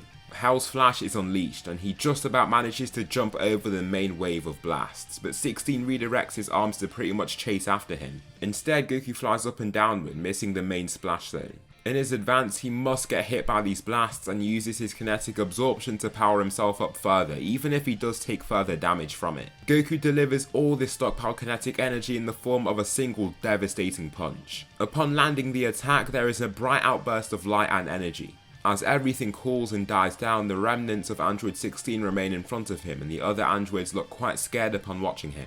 After having so much information implanted into their brains, they know how Goku was able to do that. He stockpiled the Z-Fighter's power and delivered it in a single ultra-powered blow to take him down. I mean, their fighting style has been specifically designed to take him down. The androids are a bit startled, and just as they want to continue the battle themselves, somebody comes out of nowhere to assault them. This is Imperfect Cell. Goku curses himself for losing track of the guy, and the other Z-Fighters feel the same. However, they can feel his signature and know that they stand no chance against whatever that beast is. He takes 17 by surprise and absorbs him, turning him into the being known as Semi-Perfect Cell. In this new state of mind, he already reigns supreme as the strongest warrior on the planet as of right now. Cell pretty much already claimed that title before absorbing the android, so he is like a king to peasant in terms of power. 18 launches the Ki Blast straight at him to try and keep him at bay, but it does nothing. Cell gets ready to pounce on her, but Tien stands there boldly in the skies. He believes that he might just have the power to keep this warrior down for now. Run now, Tien shouts to the android, who is surprised that he's helping her. However, the fighters can see that the last thing they want is to let him absorb Android 18 as well. His Tri-Beam does just that, and the being isn't strong enough to overpower them so that he can track down 18. 18 and Goku escape, and Tien literally passes out from overexerting himself. Will you be a coward and run from this fight? Semi-Perfect Cell asks, looking up to Goku. Don't worry, Cell, we'll be back for you, Goku shouts down before flying off with everything that he has. Now that he has this time, he sees no need to look after them. His greater priority is 18. This means that Semi-Perfect Cell lets Goku and Tien go. Soon after this, Trunks and Vegeta emerge. Here they are exactly as strong as they were in the canon timeline, and Goku then enters with his son Gohan.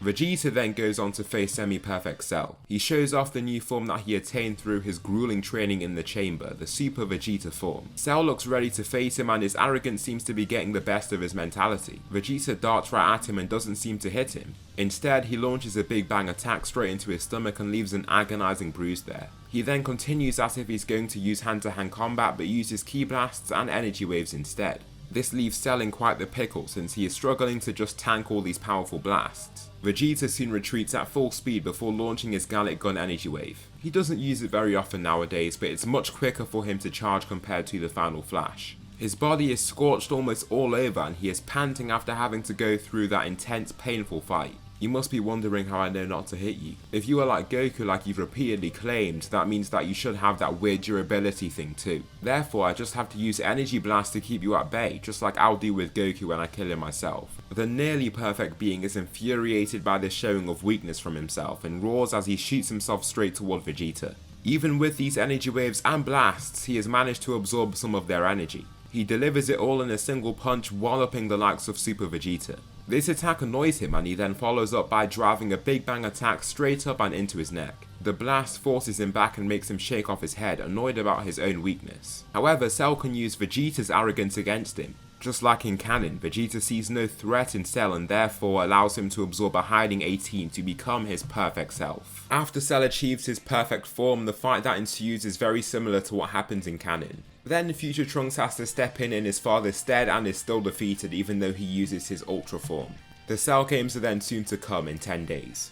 After a day, the Saiyans being Gohan and Goku emerge. With Goku's ability to absorb impacts and deliver them back, Gohan was being properly beat down in that time chamber. This only means that upon healing he came back much stronger. This is the same for Goku. He could just let Gohan hit him properly and train his own body to make himself stronger. The progress for him was a little slower at the start, but Gohan has amazing potential and grew to be near his level extremely quickly. This perfected Super Saiyan Goku skills above even the likes of Super Saiyan Gohan from canon. These two warriors have ascended past their limits and look more than ready to bring Cell down for good. Goku's plan here isn't to let Gohan take over himself, he believes that he'll be enough. He stands against Cell in these Cell games and the match begins. He starts in perfected Super Saiyan, zooming straight towards Cell. He lifts into the air and delivers a straight kick to his gut that should affect him in some way. However, Cell's body doesn't move at all. He has the same ability that he does. Surprised, Cell asks, with a keen smile on his face. Goku flips away in a sequence of backflips and begins to calculate. He was not expecting this. He was not expecting this at all. However, this basically means that these two fighters won't even see a need to hit each other. This will be a battle of ki, using fists of energy, not of matter. Goku tries to catch Cell off guard with a ki blast, but Cell reacts himself and meets his own with a ki blast. The blasts meet closer to Cell, showcasing their difference in power. Cell then continues in anger and throws out blast after blast. They continue to fly straight at Goku, but he uses his speed to make sure that he isn't hit and hurt by the blasts. This release of numerous ki blasts makes it so that the spectating warriors slowly edge away from the heated combat. With such strong warriors battling it out, they could easily get caught by a stray blast and get gravely injured. Goku and Cell continue this game of ranged warfare, both fighters trying to catch the other with speedy blasts. Using his intelligent battle style, Goku begins incorporating the use of after images, and since he is so fast now compared to his times in Dragon Ball, it's very effective. More than 10 after images are formed right there, making Cell quite confused as to which Goku was his real body. Goku then begins firing off more ki blasts, and Cell decides to take them on. Using kinetic absorption, the force of each blast is reduced but not totally removed. Of course, the timing has to be perfect, and Cell hasn't really perfected this technique. Therefore, for many of his attempts of trying to absorb the blast's kinetic energy, he just fails. Perfected Super Saiyan Goku is stronger than him at this point, therefore he won't win this long-winded battle to see who comes out on top. Cell takes back his hands and begins charging Goku's own attack, the Super Kamehameha. I'm tired of this battle. Now I'll destroy this entire solar system with my power, Cell roars. His charging of ki makes the ground crack under his feet, then Goku follows suit with an energy wave of his own.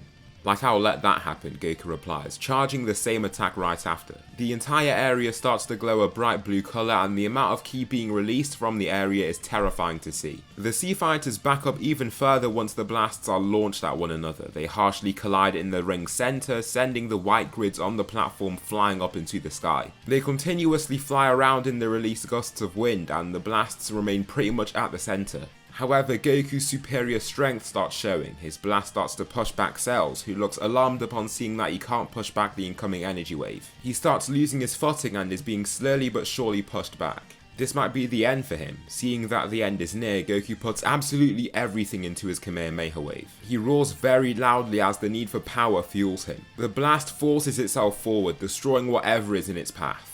Cell watches it slowly edge towards him and knows that there won't even be very much kinetic energy here because of the resistive force from his own blast. If this energy wave hits him, he won't fare so well after. His blast suddenly breaks apart and a bright explosion is given off. The entire area becomes white so they can't even properly see what happens. Many of the retreated Z fighters are forced to look away since the explosion is just so bright. However, they lock their eyes right back onto the arena to see what happened in the end once the light dims down slightly. The smoke slowly fades and Cell is revealed to have half his body shredded right off. Blood is seen all over his body and he looks much worse than he did after Vegeta's final flash. He's lost both of his arms, a full half of his torso is gone along with some of his face, and the rest of his body is scorched and barely even functional. Coughing out blood, he drops to one knee and Goku then walks up to him upon seeing him in this state. After being lauded as the perfect warrior, this humiliating defeat is well humiliating. He flooded so much power into that energy wave, so he knows that he was just outright overpowered. You are a strong warrior, but your chaos ends here, Cell. You claim to be perfect, but I still took you down, Goku states boldly as the breeze makes his golden hair flow and his orange gi billow. Cell coughs out blood and slowly stands onto one leg and it trembles under just his own weight. One of his eyes is closed and has a gash down it and he stares down to Goku, trying to intimidate him with his greater size. However, when he's in this state, he isn't doing the best job of that. After a split second of confidence gained, the situation's reality soon sets in. He's been totally defeated by the likes of Goku. Even when resorting to energy waves and ki blasts to try and overpower him, his greater technique and power was enough to defeat him. However, with the Namekian Piccolo's DNA, Goku cannot let him stand here and have his time to himself. Goku lifts his hand to his face and begins growing a ki blast. An energy wave is then released from his hand, hitting Cell at point blank range. From this distance, his body is destroyed at the cellular level. Down to the last of his remaining cells, he is gone and has been obliterated. Cell has been defeated. The warriors triumph at his success, and Vegeta is annoyed about how Goku was able to take him down when he wasn't. Unlike before, Vegeta isn't just going to quit being a fighter because Goku isn't alive. He is alive in this continuity and is more motivated than ever to continue fighting. Future Trunks is grateful to everyone else for helping him get this strong and is also delighted to see that this timeline didn't end up like his own. He bids his farewell and returns to his own future timeline where the likes of Cell and the androids are no longer a match for him. In the present timeline, Vegeta challenges Goku to a spar as fast as he can. Vegeta even goes on to try and take him down with the use of his grade 3 state. Super Vegeta is grade 2 Super Saiyan Vegeta, so his grade 3 state makes him a true muscle monster. This isn't a great ploy as Trunks found against Cell, because even if he is stronger than Goku in the form, he is much slower. He can't connect with any attacks and is taken down anyway. What follows now is the long 7-year time skip in between the Cell and Buu sagas. Gohan, even after becoming so strong in the hyperbolic time chamber, chooses a human life of studying. Goku and Vegeta, both alive at this point, train very frequently. Vegeta is determined to overpower Goku and he just wants to be the strongest that he can be. Along with that, he wants to be the strongest. Goku doesn't want a situation like Frieza happening again, where he has to rely on his kinetic abilities to take someone down that is actually stronger than him. For the World Tournament saga, things go quite similar for a large chunk of the starting portion of this arc. What does change is the moment that Babidi tries to take over Vegeta's mind. At first, Vegeta does look to be in pain and enters Super Saiyan. The others look very scared and the Kais know what's happening here, however Vegeta's mentality has changed. After 7 years of being around Goku and his family training with him, he doesn't have the desire to kill him or achieve that evil state of mind anymore. Even if there always is that thought in the back of his mind, scolding his calmer, happier lifestyle, it's something that he wants. Also, Vegeta can't blame himself entirely for being second to Goku. His body can literally absorb the force of punches or reflect them whenever necessary. That's a trait he literally hasn't seen in anybody else, and it's a very useful ability for battling. Vegeta is significantly stronger in this continuity from constantly sparring the likes of Goku. With his kinetic energy stockpiling, he can also make it seem like Vegeta is fighting a much stronger foe. This allows him to grow much better. Vegeta just stands, cackling to the sky after acting like he was in pain. His breathing calms and the Super Saiyan aura continues to rage on. That magician tried to take over my mind. It's going to take a lot more force than that to occupy me, Vegeta roars, smiling proudly as the pain soon wears off. Babidi is quite annoyed about this, but the group end up standing against the ball of Majin Buu that has been activated. Gohan, just like before, shoots a Masenko straight at it to try and destroy it. Even though he destroys the ball, it's not enough. The pink gas of Buu in the sky collects and solidifies into the childish warrior known as Majin Buu, and he stands right ahead of these warriors. Don't worry, I'll get rid of this ugly beast myself, Vegeta commands, powering up into Super Saiyan. His transformation forces the Kais to lift their hands to protect their eyes. Vegeta soars straight toward Majin Buu and clashes with him, knocking him right back. He then launches a ki blast into his gut and follows up with a kick to the same area. The sheer force behind this strike sent Majin Buu flying back, just as Vegeta anticipated. The beatdown is brutal from Vegeta, and the gap between him and Buu in strength is apparent. This childish warrior, even if he is a powerhouse in his own right, cannot beat Vegeta. This being continues getting completely battered, and Vegeta sees that Buu's regeneration is quite good. However, he's gotten used to fighting people with quirky traits. Stepping back powerfully, he extends both arms and powers up while charging his final flash. His hair drops and lengthens and begins growing down his back, then his power increases 8-fold once he enters his own Super Saiyan 3 form. Seeing Goku attain the form on Earth allowed Vegeta to do the same. Being surrounded by golden lightning, he launches the devastating final flash straight at Buu. The blast is incredibly fast and hits him like a truck. Then his body is engulfed by the blast and Buu's body begins completely breaking apart. Soon enough, he fades away and Majin Buu has been defeated. Babidi and Dabura are lost for words upon seeing that this mighty warrior is no more. Vegeta speed blitzes them both, swiping off the head of Babidi like he did to Goldo in the canon Namek saga. Then he stabs his fist straight through Dabura's stomach before he can even use his annoying spit. Both warriors are defeated as well, with all three falling at the hands of Vegeta. The Buu saga comes to a close and their training continues once again, just like it had done before. After seeing their parents always training together and fighting so well, Goten and Trunks want to get in on some of this fun. After performing decently well in the World Tournament, they also feel even more motivated to keep themselves going. Therefore, each father takes their son under their wing to train them. Goten is being trained by Goku and Trunks is then trained by Vegeta. Goten and Trunks therefore grow quite a lot and show great potential. By the time of Beerus' arrival, both warriors can utilize Super Saiyan 2. Beerus wakes up and makes his way to Earth, where he meets Goku and Vegeta as they watch over a spar between Goten and Trunks. All four fighters band together upon noticing these mysterious beings coming up out of nowhere. Vegeta sees Goku trying to act like his naive positive self but holds his arm out. "Please, just for now, be quiet and don't do anything rash. You do not want to get on this guy's bad side," Vegeta commands. Beerus interrogates them and asks of this Super Saiyan God.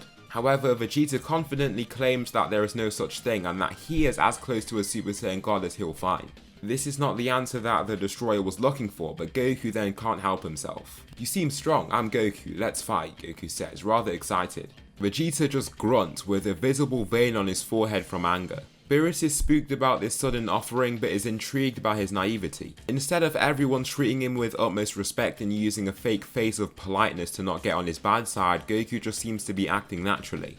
"Very well then, let's see how strong you Saiyans are," Beerus states. They descend to the rocky wasteland that Goten and Trunks were sparring in. Goku then begins showing Beerus his forms. He begins in Super Saiyan, then enters Super Saiyan 2 before finishing off with Super Saiyan 3. The power he now has is significantly more than what he had in canon by this point. His ability helps himself to train while also helping those around him to grow stronger. With more people to train with at this point in time too, the growth that he's gone through is quite great.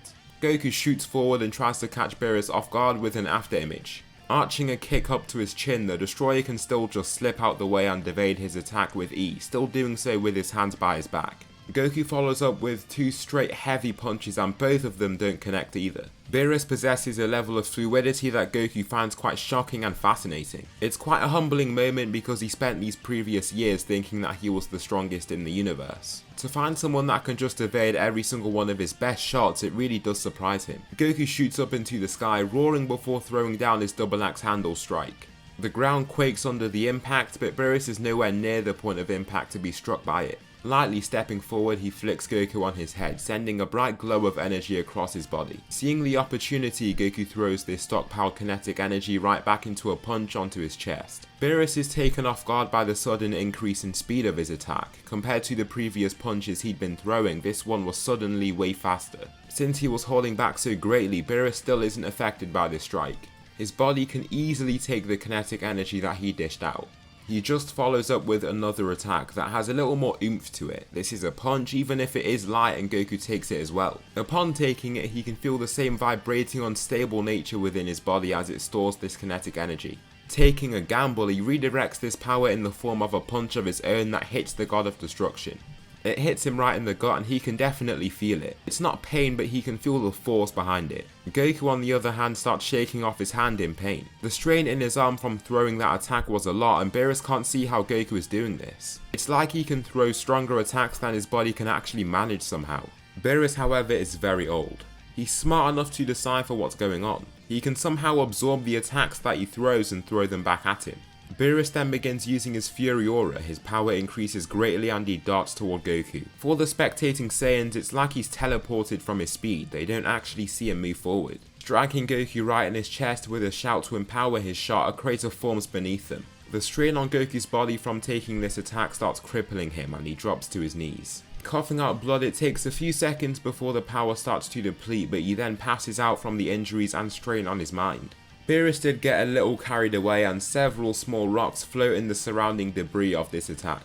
The Saiyans take him to be healed, then they head to Bulma's birthday party.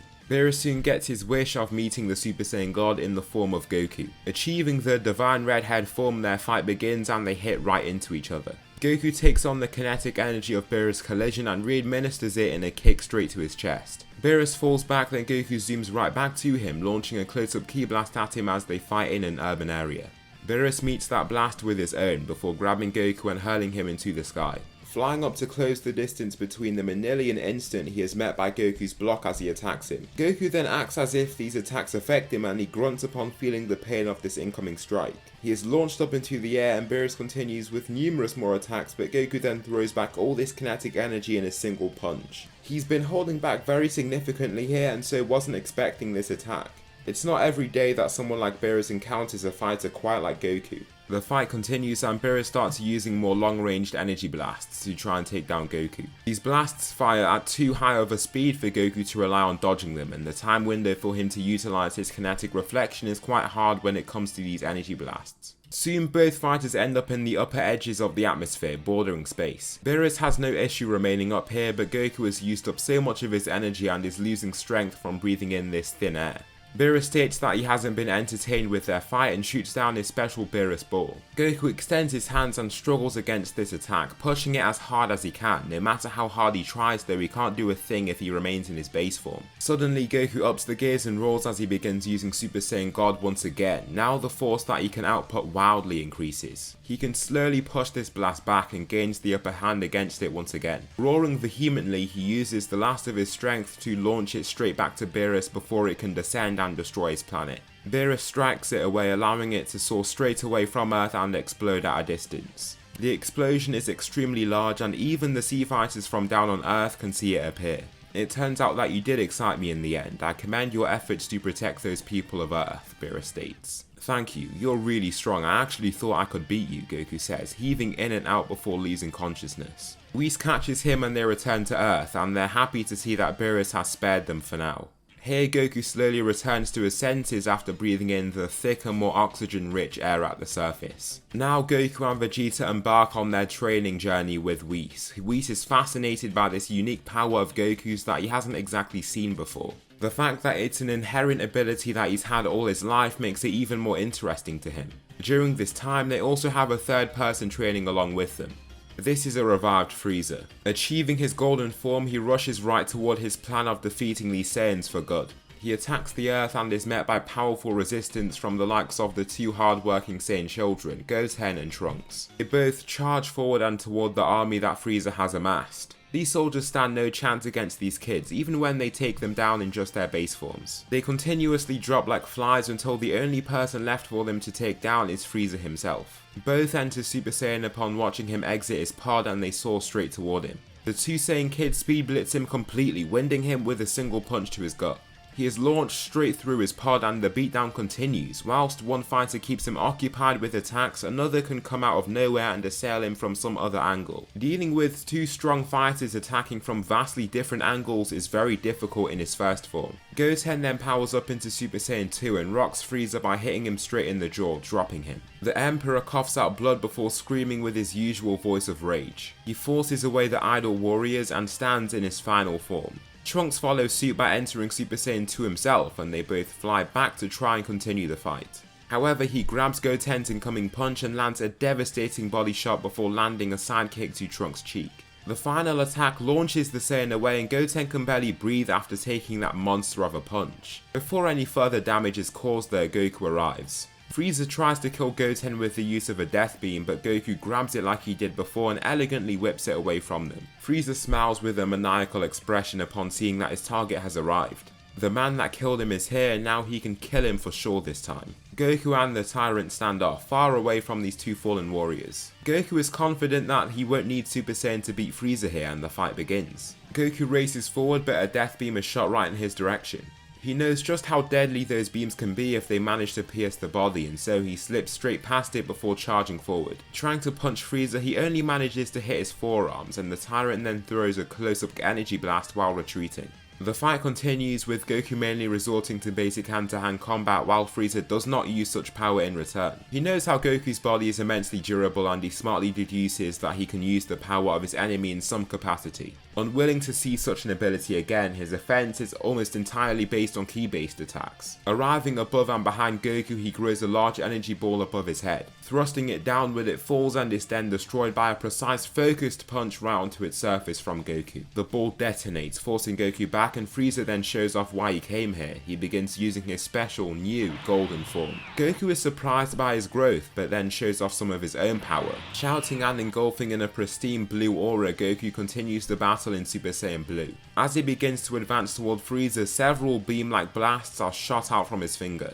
They expand but then curl into Goku and continuously hit him in a barrage-like manner. His body is formidable and sturdy, meaning that he can take these attacks rather well. Now that he is focused on his timing as well, he tries something out. The last few blasts fly and level with each other, intending to converge on the target and hit him simultaneously. However, he uses his kinetic reflection just at the right time to ricochet them straight back toward Frieza. They pierce through his skin, with one of them making its way through his entire body. Frieza can't believe that he's been outplayed like this already and feels intense agony from his body as there's literally a hole in his torso. He falls to a knee and struggles to even breathe, returning to his ordinary final form. He starts coughing out blood and feels pain every time that he does so, then falls back upon watching Goku advance. As he does though, somebody cuts him off. This is Vegeta. "No, let me do it this time. He killed me before, so I feel like I should return the favour," Vegeta states. He shows off his own Super Saiyan Blue power and then walks Frieza down as he attempts to retreat. Frieza uses his classic tactics of begging for Vegeta's mercy, but he remembers how that went down last time. Before, he wasn't even strong enough to hurt him, but now he knows he can.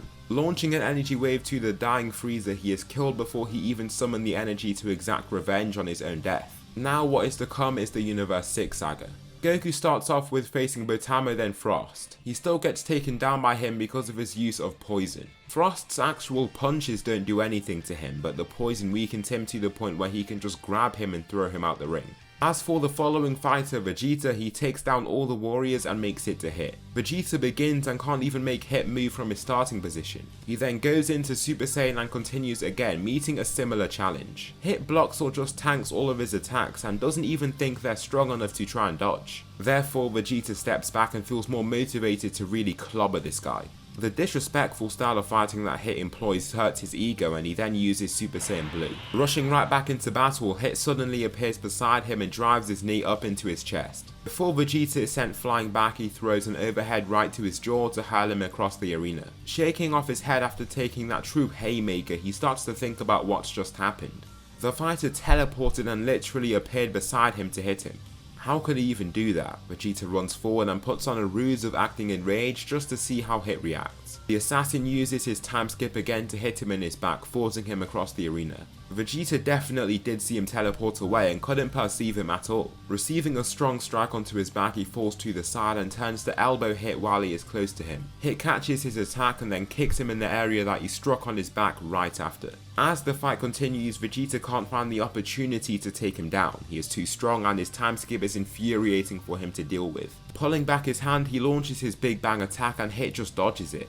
Violently exploding on the ring's barrier, Hit just darts forward and wallops Vegeta with a punch, knocking the wind right out of him. He then receives several punches to his face before he is hurled right out the ring. Vegeta grunts in pain and is taken aback by Hit's overwhelming power. Goku then takes his place, being allowed back in after it's found out that Frost was cheating. Goku begins the fight and soon sees the power of Hit and his time skip for himself. He then begins using Super Saiyan Blue, zooming toward Hit. He throws a precise technical combination of attacks but only fuels Goku in the process. Using this new stockpiled kinetic energy, Goku follows up with using all of that strength to hit him straight in the chest. The amplified attack sends him sliding back across the ring, gritting his teeth from the pain of that strike. Hit looks a little surprised at the fact that Goku just suddenly seemed much stronger. Racing forward once again, his attacks only intensify and continue, with Goku blocking or just letting the attacks hit his body perfectly. The power only continues to stockpile, and as Hit wants to retreat to recalculate, it's already done for him. Flustered by Goku's immense speed, he is forced to take a full power punch amplified by numerous attacks that he himself threw. The power of this attack launches him off the ring and Goku is given the win over Hit without even having to resort to the power of Kaioken. Vegeta looks quite annoyed at how Goku defeated him so quickly, but he must accept that Goku's kinetic absorption gives him quite a unique advantage. With that, Universe 7 have easily taken down Universe 7 and all their fighters, ending the Tournament of Destroyers. Following the Universe 6 saga, Future Trunks arrives. The group are surprised by his second arrival and he tells them of the being known as Goku Black that is totally wreaking havoc on his planet. He is impervious to damage just like Goku and can reflect any physical attack that you throw at him. Goku isn't happy to hear this and wants to make sure that he takes down this fighter.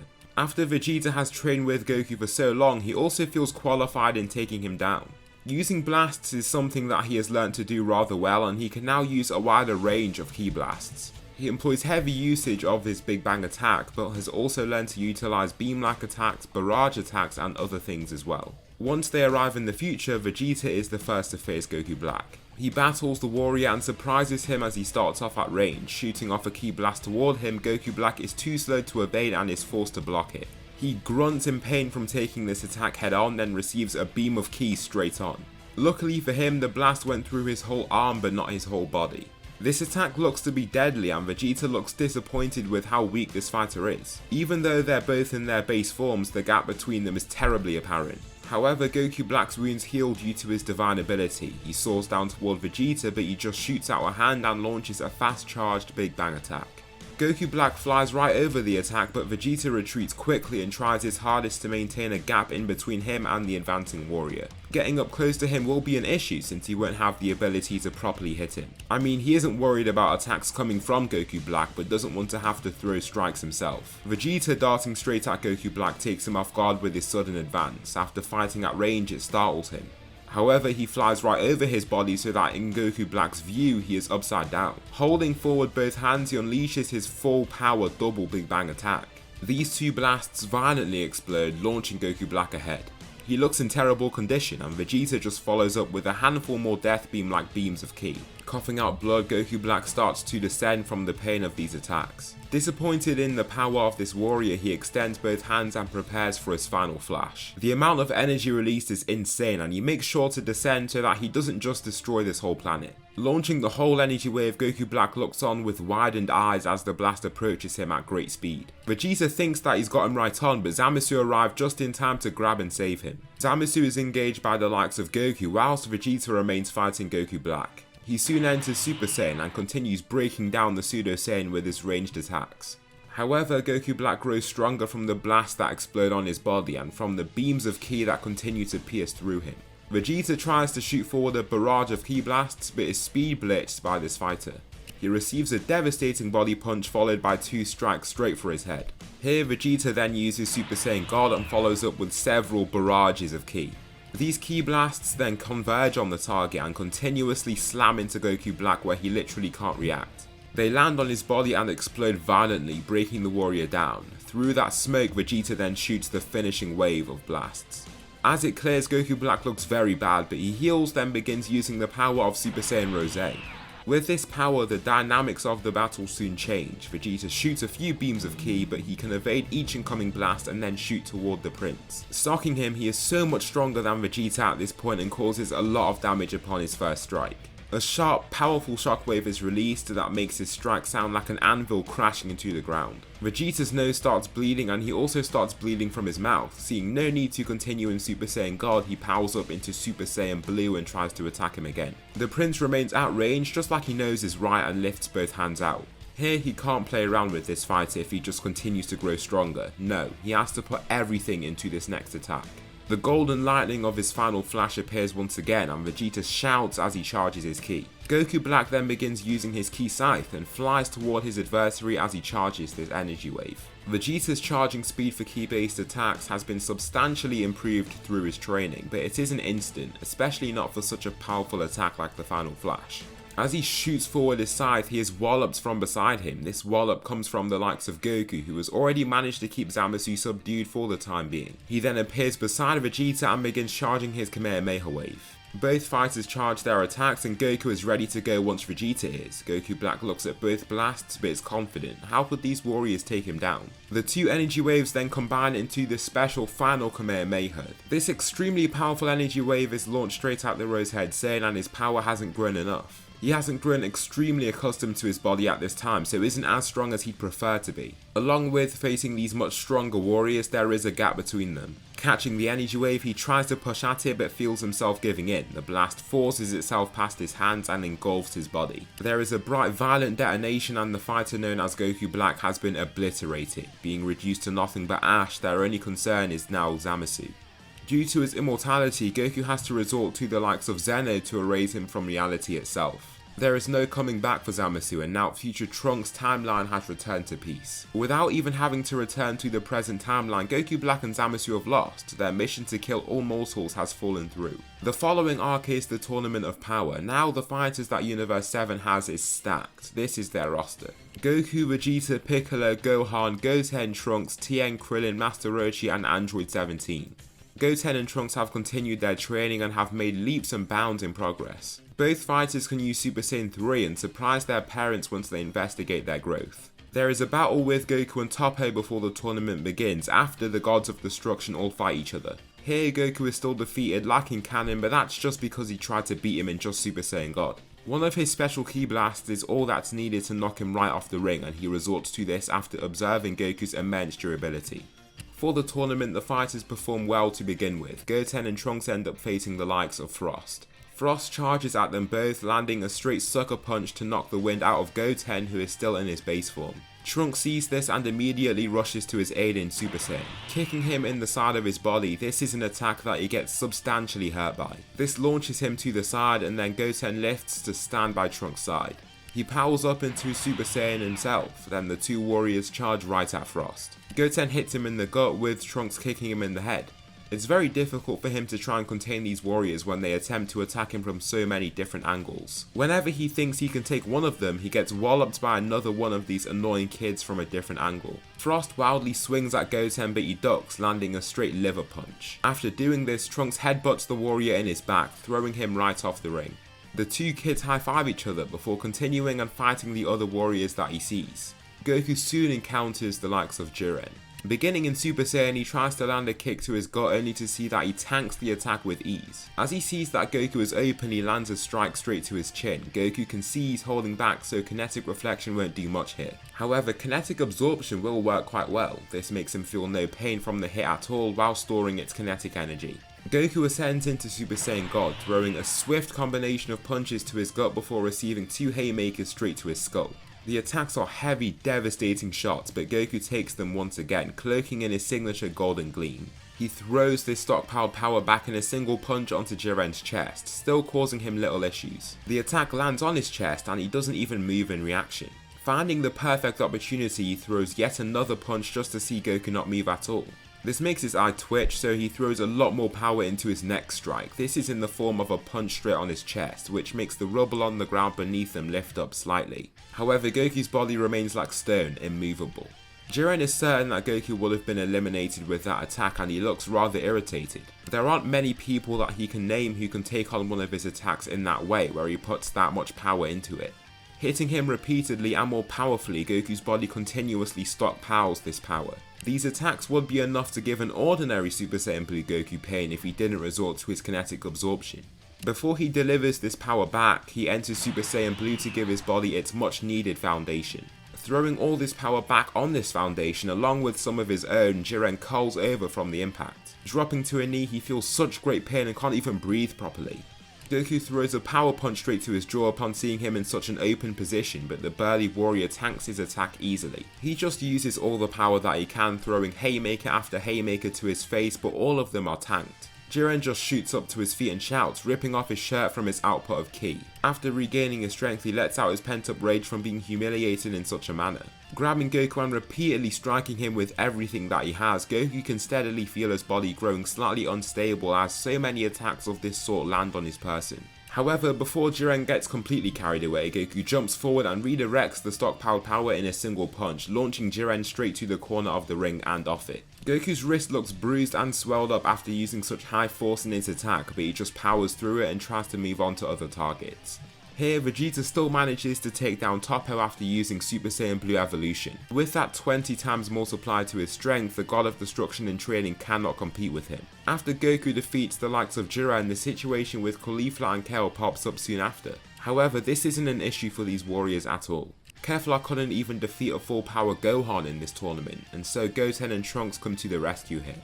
After seeing them fuse, they see this as a chance for them to show off their full power. Unleashing everything, they utilize Super Saiyan 3 and storm the fusion, taking her out with their overwhelming strength and coordination. The tournament is over soon after, with only a handful of the Universe 7 fighters being eliminated in the process. Here the universes are all wished back with the use of the Dragon Balls and the arc ends. Goku wishes to see Jiren again at some point in time, then their training continues. Since Goku was never pushed to unlock Ultra Instinct, he doesn't do so in the Tournament of Power as you've just seen. However, Master Roshi hears of the training that the Saiyans are going through with Whis. After hearing that Goku is struggling to attain Ultra Instinct, he shows off the heavily limited form of Ultra Instinct that he has managed to acquire. Goku is fascinated by Master Roshi's discovery, and his wise words allow him to unlock the power soon after in training. For the Broly arc, Frieza isn't alive to just sweep him up and send him to Earth to face the warriors there, therefore there isn't anyone to actually find him. However, Sorbet can find the likes of Broly and Paragus with what remains of Frieza's empire. The strong soldiers gain control of the army and Broly is taken under their wing. For the time being, nothing much happens. For now, Sorbet just wants to bring Broly to their side since he is so strong and still controllable. What follows for now is the situation with Moro. For the first few events, Jacko and Meris know that Buu has been killed and can't resort to him to try and defeat this magician. However, they can utilize the power of the Saiyans to hopefully take this person down. With just their power, it might not be enough, so they arrive on Earth. The beginning of this saga goes quite similar. Vegeta ends up facing Moro first, seeking retribution after slaughtering the Namekians back on Earth in his very poor attempt at gathering the Dragon Balls. Being several times stronger, the battle between him is even more brutal once he begins using his top power.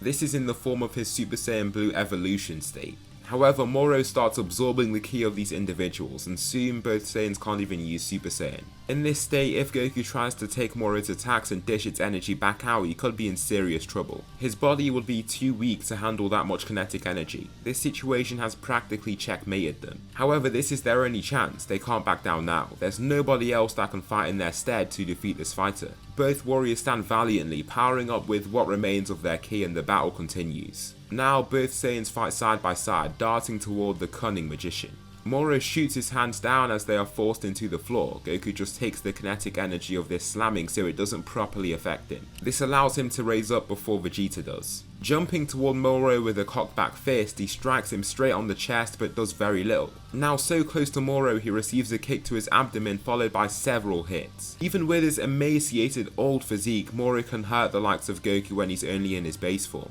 Being shot off the rock hill that Moro stands on, Vegeta soars past Goku but is defeated in a similar way. Both fighters can't leave a dent on the magician, and Moro's progress toward collecting the Dragon Balls is unobstructed. Without any form of strong warrior to act as resistance here, his process is rather seamless. After 3 days, Goku and Vegeta wake up and are being taken care of by the Namekian Mori. After their bodies have been healed, they receive the Saiyan Zenkais they've grown fond of and are more than ready to fight now. Both fighters know that they must get rid of Moro while they still can and have to put it all on the floor. With his ability to absorb ki along with that, they might not have a lot of time before they start losing power. Goku and Vegeta begin with maximum force, relentlessly attacking Moro with their maximum strength. Goku punches Moro on his chest, then Vegeta rushes in from the side and socks the magician in his jaw. He then follows up with a sequence of power beams of ki that pierce through Moro's chest and body. These deadly blasts make Moro even more alert than he already was because they're so damaging. Before he can even resort to his power absorption, Vegeta rushes forward and then Goku utilizes the God Hold that he used in the Broly movie. After this point, Vegeta slashes the head of Moro right off. His head just lands right beside them and the magician has been killed just like that. "Be gone," Vegeta says with a bold tone. With that, Cranberry has no sense of direction here. He just decides to leave because there is no reason for him to stay if Moro isn't alive to get him his wish. The prisoners are not released with the use of the Dragon Balls and none of Moro's wishes have been realized. The Saiyans are thanked by the Namekians and the Galactic Patrol alike. Here they are given a special ceremony to congratulate their efforts and Meris doesn't have to reveal his angelic identity. Therefore, he doesn't cease to exist or end up becoming mortal. The final arc comes along, and this is the Granolah arc. Both warriors are tricked, just like usual, into trying to take down Granolah. Here they seek him out, then Goku receives a ki blast straight to one of his vitals. Without him being aware of its arrival, he couldn't even use kinetic ability to absorb the impact. This throws his head forward, causing him great pain as well. A blast is shot up toward them, but Vegeta reacts with one of his precise beam-like blasts. It destroys the incoming blast, but Granolah's clone arrives to battle them both. Both entering Super Saiyan, Goku is the first to feel the wrath of the strongest warrior in the universe. Tanking the initial clash, the amount of kinetic energy flowing through his body is too much for him to deliver in one strike. This is because his body is too weak if he is just using Super Saiyan.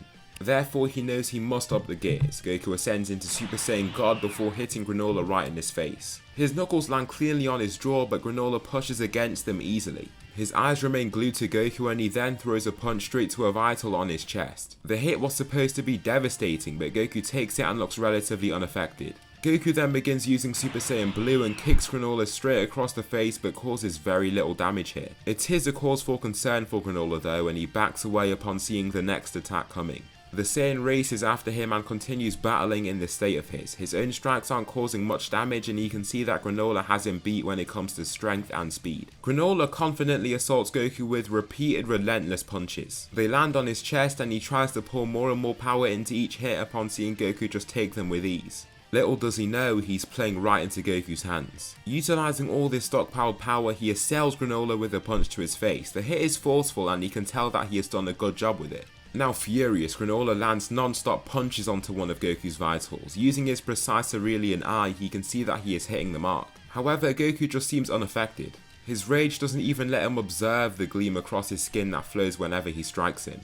Finally, Goku throws all that power back in the form of a knee to Granolah's chest, audibly breaking a moan. The Cerulean coughs out blood but then starts to look translucent. After a few seconds, he vanishes completely. Granolah then reveals himself with his true fully powered body. He darts up like an arrow, attempting to take Goku by surprise with a sucker punch to take out his anger. However, Goku goes on to use his kinetic reflection so that the entire force in his attack gets sent back into his own self. Hearing an audible crack yet again, one of Granolah's knuckles cracks and he groans in pain and retreats. He just doesn't understand what this guy could be made of to take on almost any one of his attacks. It makes little sense since he wished to be the universe's strongest warrior, but he just continues on. Granolah switches up his tactic, vouching for more of a ranged type of battle.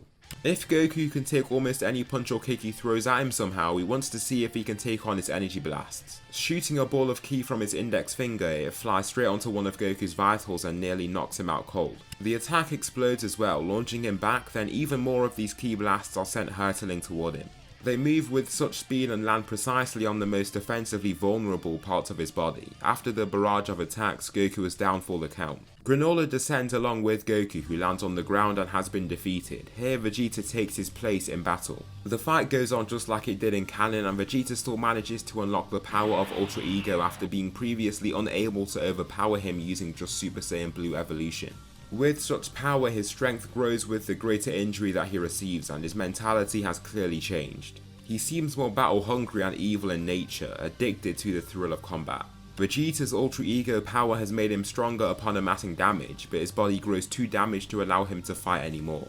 Vegeta falls to a knee before coughing out blood, overwhelmed by Granolah's power and accuracy. Receiving constant punches to his vitals deteriorates his condition even faster, then Goku takes his place. The Saiyan stands confidently but calmly and feels like he knows just how he can take down this fighter. Granolah shoots a precise energy beam at Goku, but the Saiyan steps past it with his eyes closed. He remains still and standing while calming himself with long controlled breaths. Shooting open his eyes, Goku uses mastered Ultra Instinct.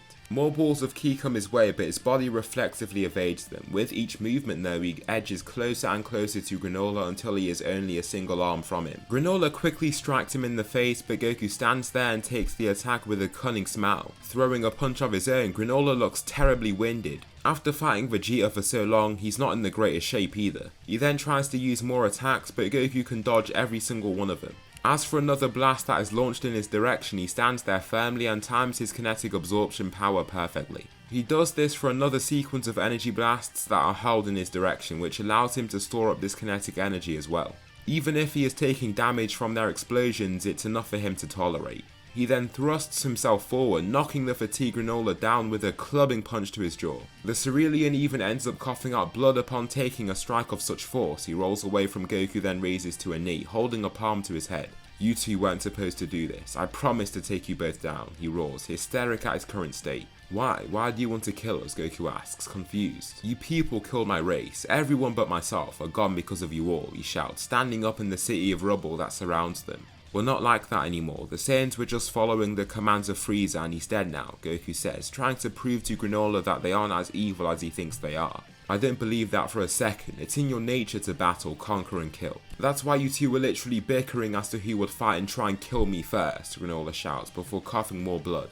Goku can tell that there's been a serious misunderstanding, but they soon start to get on a similar footing. This is when Minato reveals himself and how he was saved by the likes of Goku's father, Bardock. Here, Goku did not completely forget what his life was like before arriving on Earth. When hitting his head, he just absorbed the kinetic energy behind the impact, and so he can vaguely remember the man that they are depicting. It puts a smile on his face to hear that his father was benevolent just like him. Soon after this, Gas reveals himself and he is wished to become the strongest in the universe. All three warriors band together by this point, ready to bring down this fighter. Granolah stays at a range, picking him apart with precise energy blasts with his awakened cerulean eyes. Goku battles at the forefront, utilizing his mastered Ultra Instinct. He arrives at point blank range to Gas, startling him slightly as he arrives here but doesn't throw any punches. Gas lands a straight sidekick, but Goku doesn't move at all. He then attacks him a few more times, utilizing all of the power that he can in every single strike throw.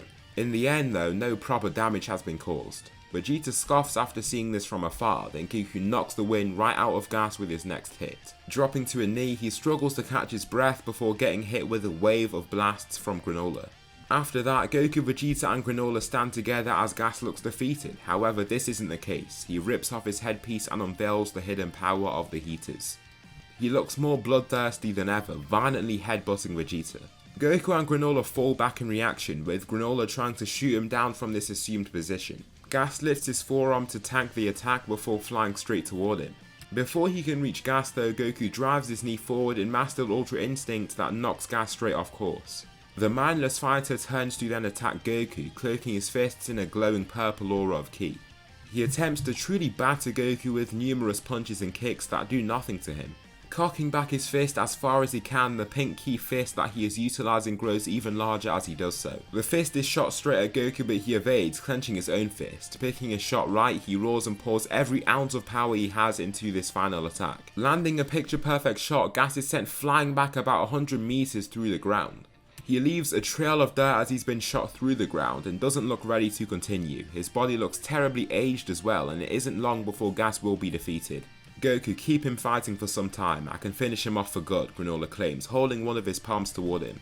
Gas bulks up, using the last of his energy, and looks like a living corpse. Goku can see that the power that he has isn't in sync with his body. He dives straight at Goku, hurling forward one of his pitchforks made purely of energy. Goku slips past it with his Ultra Instinct, then dips under another of these pitchforks. Gas, annoyed at Goku's amazing fighting ability, shouts as he lunges forward.